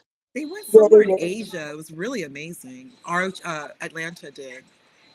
Oh, nice. I wonder if I didn't watch that season because I haven't watched all the seasons since 12. I've only watched 12 and then I checked back in around 15. Mm. Yeah, And and this Uh, is then the second time that 12. Beverly Hills has been to Amsterdam. Remember that mhm. last time they were in Amsterdam, Voice Twin, and Kim Richards went off on that And dinner table. Ooh, Lisa, yeah, that was and that Lisa one of the Rinna. best scenes Don't out you of mention any. my husband. And Kyle What? Richards What ran about the away like a husbands? What coward. about the husbands? What about the husbands? Hmm. Oh, let's not talk about your husband. What? What about the husbands? Oh my gosh. And LVP looked so beautiful in that lilac blouse. And for the first time ever, Brandy Glanville was quiet. She Yes, she was sitting said there like, uh-oh. nothing. She said nothing and let Kim do it all. Kim cleared a whole table. Allie, if you have not seen it, you need to watch that scene. People still watch it till this day. Till this day. There was I somebody love I read in the comment section. He said that he still watches that scene like as a podcast and when he goes on walks. I put in my headphones to just listen to this scene. Like goes on. It's just people watch it like a podcast. It's so amazing. Kim cleared a whole table. Oh, she took out Eileen, Rena. She put her sister in check. She put everyone in check. Brandy sat quiet, and then you had Hadi, Yolanda try to like bring everything in. Oh my God, it was so good. Erica had a moment on that trip too, talking about don't talk about her son. yes, so fake. Yeah. And she got away with that. She's been on our screen for a decade and hasn't even shown us her life, really. Like, I'm like, I can't wait for her to be off my screen for real, for real. Who, But I, Erica I like to Jade? play. Yeah, I don't condone. I'm not trying to be complicit in helping somebody who receives stolen goods make good on their freaking bail. I'm not trying to. Her whole persona is fake, and we're complicit in funding her lifestyle. She gets on this show and brags about money from burn victims to give her Botox and stuff. She needs to be off her screen. Then we shouldn't have any room for abusers. Dr. G needs to go. He's an Mhm. abuser until he's definitely changed or gotten bona fide help. Him and his wife don't need to be on my screen. Nobody who has a criminal case pending or an indictment pending needs to be on my screen for entertainment. This isn't entertaining. I mean, the way I see it, like, say, for example, Johnny Depp pretty much had his career derailed for accusations that was later considered fabricated in court, but yet, his whole career is gone. But yet, Dr. G, there, she went through a divorce, and I'm pretty sure in the divorce decree, all the stuff that he did to Quad is stated in Yeah, court, makes it true, and yet he's able to come back and be with his new wife, flaunted it in yeah. his victim's face. And then what's really bothers me is something that no one really calls out, that she went on a tour trying to explain what he did to her was No, justified, no, I and then sat next to him, and while he mansplained why he assaulted, disrespects women and assaults women. Yep. and get because he was upset at work. Sure, Yeah, you're a therapist. You need to control your emotions. yeah. He actually had his nose fractured by a patient, you guys. And I'm wondering, did he get up in his patient's face the way that he got in King's face? And that's why he was in striking distance? Yeah. That patient broke his nose. Mm, mm. Yeah, because I don't know. I could see him pissing off the patient so bad that they popped him. He's like, no, it's part of your therapy. Let me get in your personal space and flail my arms and tell you that you need to check your woman. Like, I don't know if that's part of his therapy that he does for patients or not. But this woman was saying something. I had a friend call, an international friend. Sometimes she comes up here, Annie. You guys might know her. Um, and she's like Monaco, Dubai, England. She's like everywhere, right? And she's black, but from the UK. And I'm Black American. So we were talking one day, and I told her how I recognize that Garcelle's triggers aren't American triggers because she didn't grow up with the same triggers because she's not Black American, you know? And we were talking about how, some people can appreciate that and some people can't, whatever. But she was telling me that Black American culture, Black American culture is coveted worldwide, and that Americans, Black Americans, have no idea how powerful or influential we truly are, that across the globe, not only like what I see us getting treated across the globe is more racism, not so much our influence. And what she's telling me is no, no, no, it's the opposite. They're showing you that for a reason because your influence reaches well beyond and permeates the globe like they want it so bad, right? And I was thinking about how powerful that is, and sad that I don't even recognize how awesome we are. I do, but I don't. You know what I mean? As an American, I do, but I don't. And go ahead.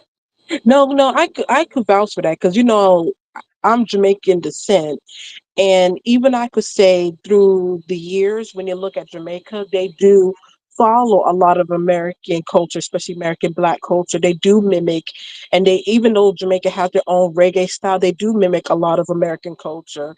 And I do Interesting. have family in England. They do. It's very interesting that when you look at these other countries, they do follow a lot of Black culture because that's what seems to be popular, or AKA makes the most money. But at the same time, they demean us, and that's why I always like to get out of the echo chamber and watch everything that's happening else in the world, because then you Hmm. really see things. So, but to me, it's true because, like I said, I have a bunch of family in Jamaica, and I, even now when I look at the Jamaicans, like, man, y'all acting more you like Americans than you are Jamaican. Yeah. What are some of the things that you use to break out of the bubble? Well, first thing is I used to like to watch a lot of different news, international news. And BBC, the like now I those have to, Al yeah, Jazeera. yeah, and I had to learn because the BBC is very bought out. And that's one thing I did because I don't trust the BBC because the BBC is the news station or the news company for the royal family. They're bought and sold for the Hmm. royal family. So don't Hmm. trust the BBC because that's their royal family. But then I learned that there's other stations.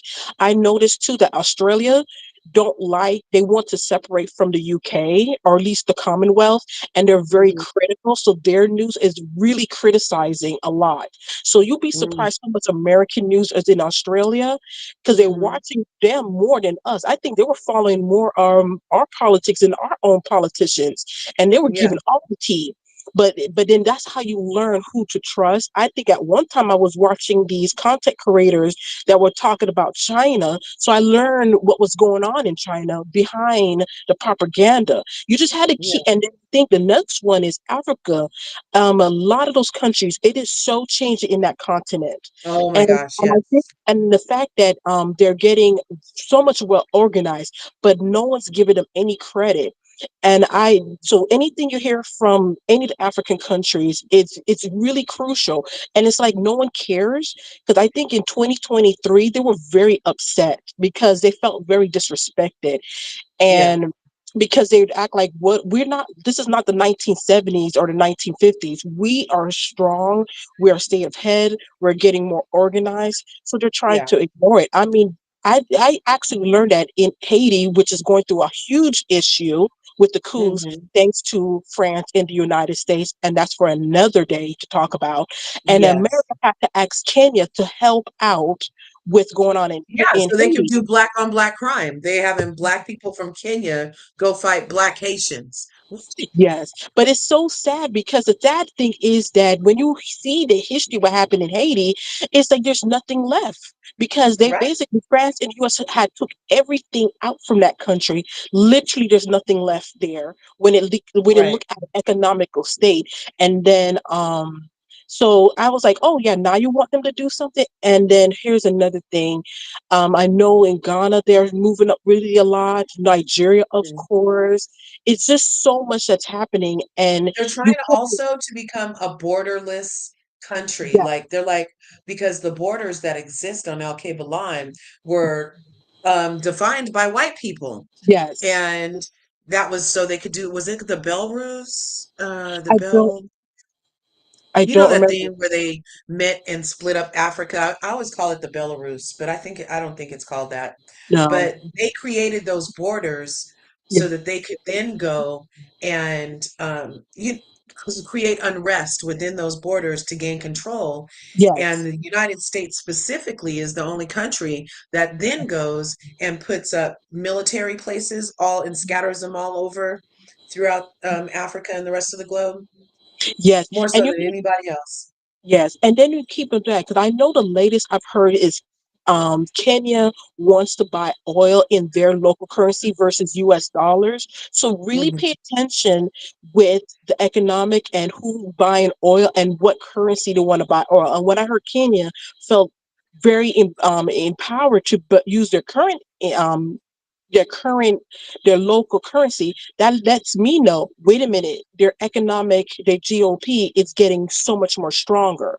That's why, here in the US, they keep giving us all this stuff to worry about, to distract us, because they don't want us to know what's really happening in the Yeah. continent of Africa. They don't want us to know how strong they're getting. They just keep it, so I don't listen too much. I have to listen outside because they keep feeding you these things to distract us. And that's really the US news. It's just like some of the things they talk about, like, what are you talking about? You're talking nonsense and lies and propaganda. So you really have to hear, like, so if you really want to hear what the government is doing in America, you have to go outside of America to listen to the news to know what's happening in your own country. Yeah, that's real talk. Um, Real quick. Okay, so on this, let's listen to this lady. I think like her name is Weaver. She's the founder and CEO of Uncle Nearest Inc. I believe that is the black owned whiskey, I believe. And she did the commencement speech recently. So I'll actually click here and then we'll come back. Let me and make sure the volume's up. Can you hear that? Oh, I'll be right back. I was leaving for a minute, but I'll be right back. Okay.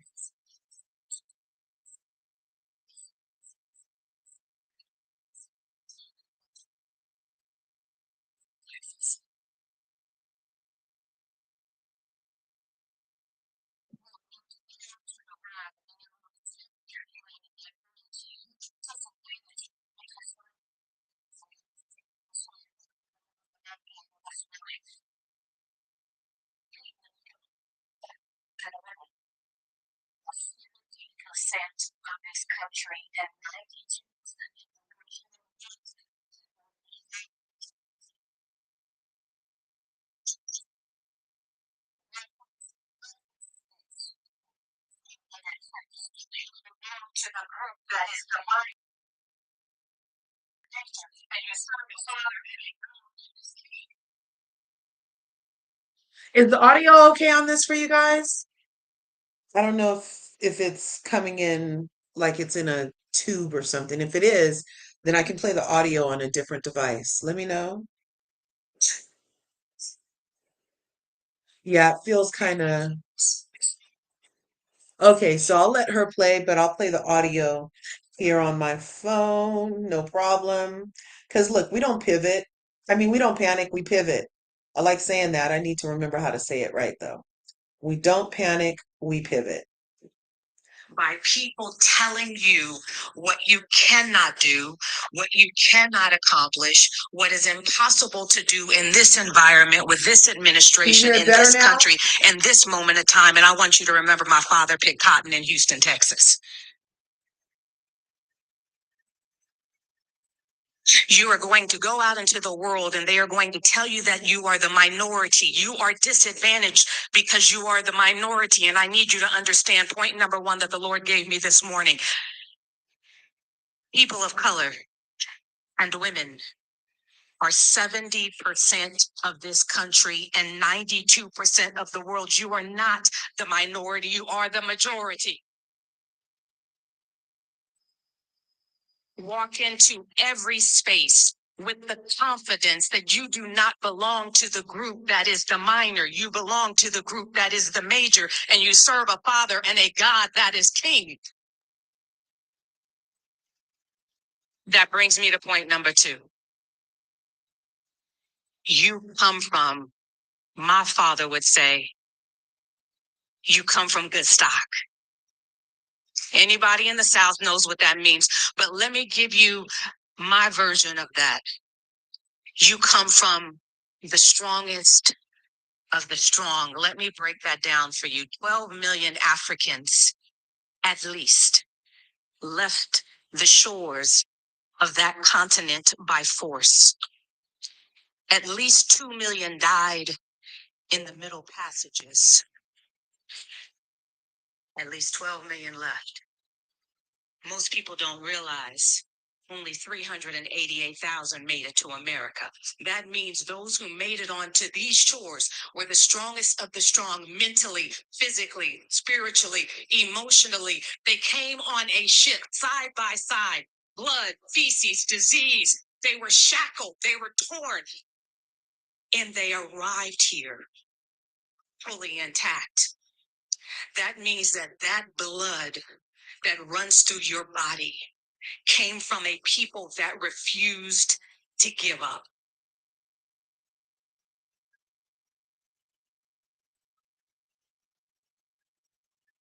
So if you know you are a part of the majority, and you know you come from the strongest of the strong, mentally, physically, spiritually, and emotionally, where does that leave us? That leaves us with point number three. You are your only limitation. You are going to be bombarded by people telling you what you cannot do, what you cannot accomplish, what is impossible to do in this environment, with this administration, in this country, in this moment of time. And I want you to remember my father picked cotton in Houston, Texas. You are going to go out into the world and they are going to tell you that you are the minority. You are disadvantaged because you are the minority. And I need you to understand point number one that the Lord gave me this morning.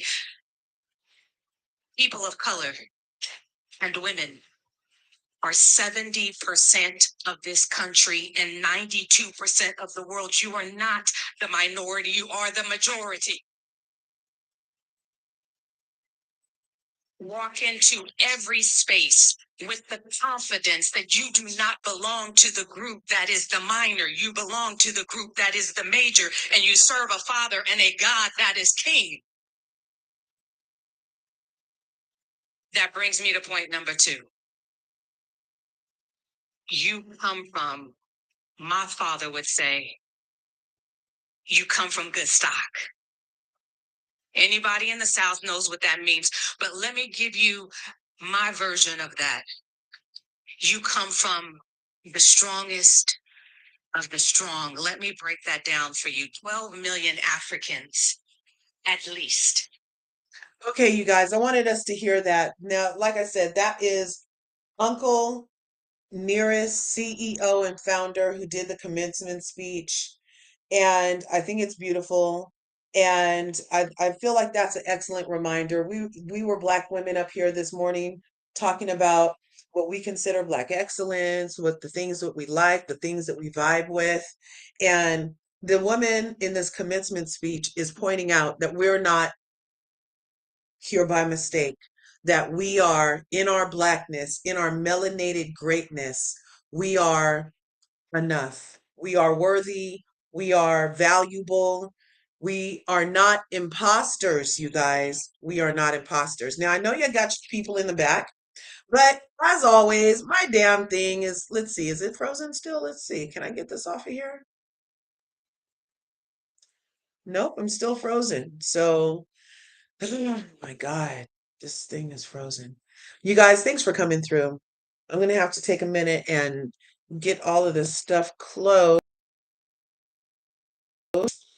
And then we'll, oh, look, that's closing and closing. I don't know if you guys are still here. Can you still Hey, hear voice me? twin, I'm still here. I can hear you. Can Yeah, you you hear me? sound good. You sound Okay, good. great, great, great. Because I was, I don't know, how did that picture change? I don't know what happened there, but disable camera. There we go. Okay, I don't know what's going on, but for some reason, that was frozen. Wasn't that a great speech? I thought that was beautiful. And I think it's a great reminder that, because I get imposter syndrome a lot. And as it turns out, people with ADDIA or whatever those letters are, sometimes imposter syndrome can leak in there for some reason, is the latest study. But I feel like actually, as Black people in America could come, we might feel imposter syndrome because we don't get our kudos. We haven't got our reparations. We keep getting written out and whitewashed over. And but then everybody wants our help when they get whitewashed over. So it's really interesting. And I think this is a great opportunity to remind ourselves that people of color are 92% of the world. We are not the minority and we need to act accordingly. I appreciate my voice twin, AAE, coming up today. And Allie from Miami was in my house today, you guys. I'm so freaking blessed. You have any final thoughts, ladies?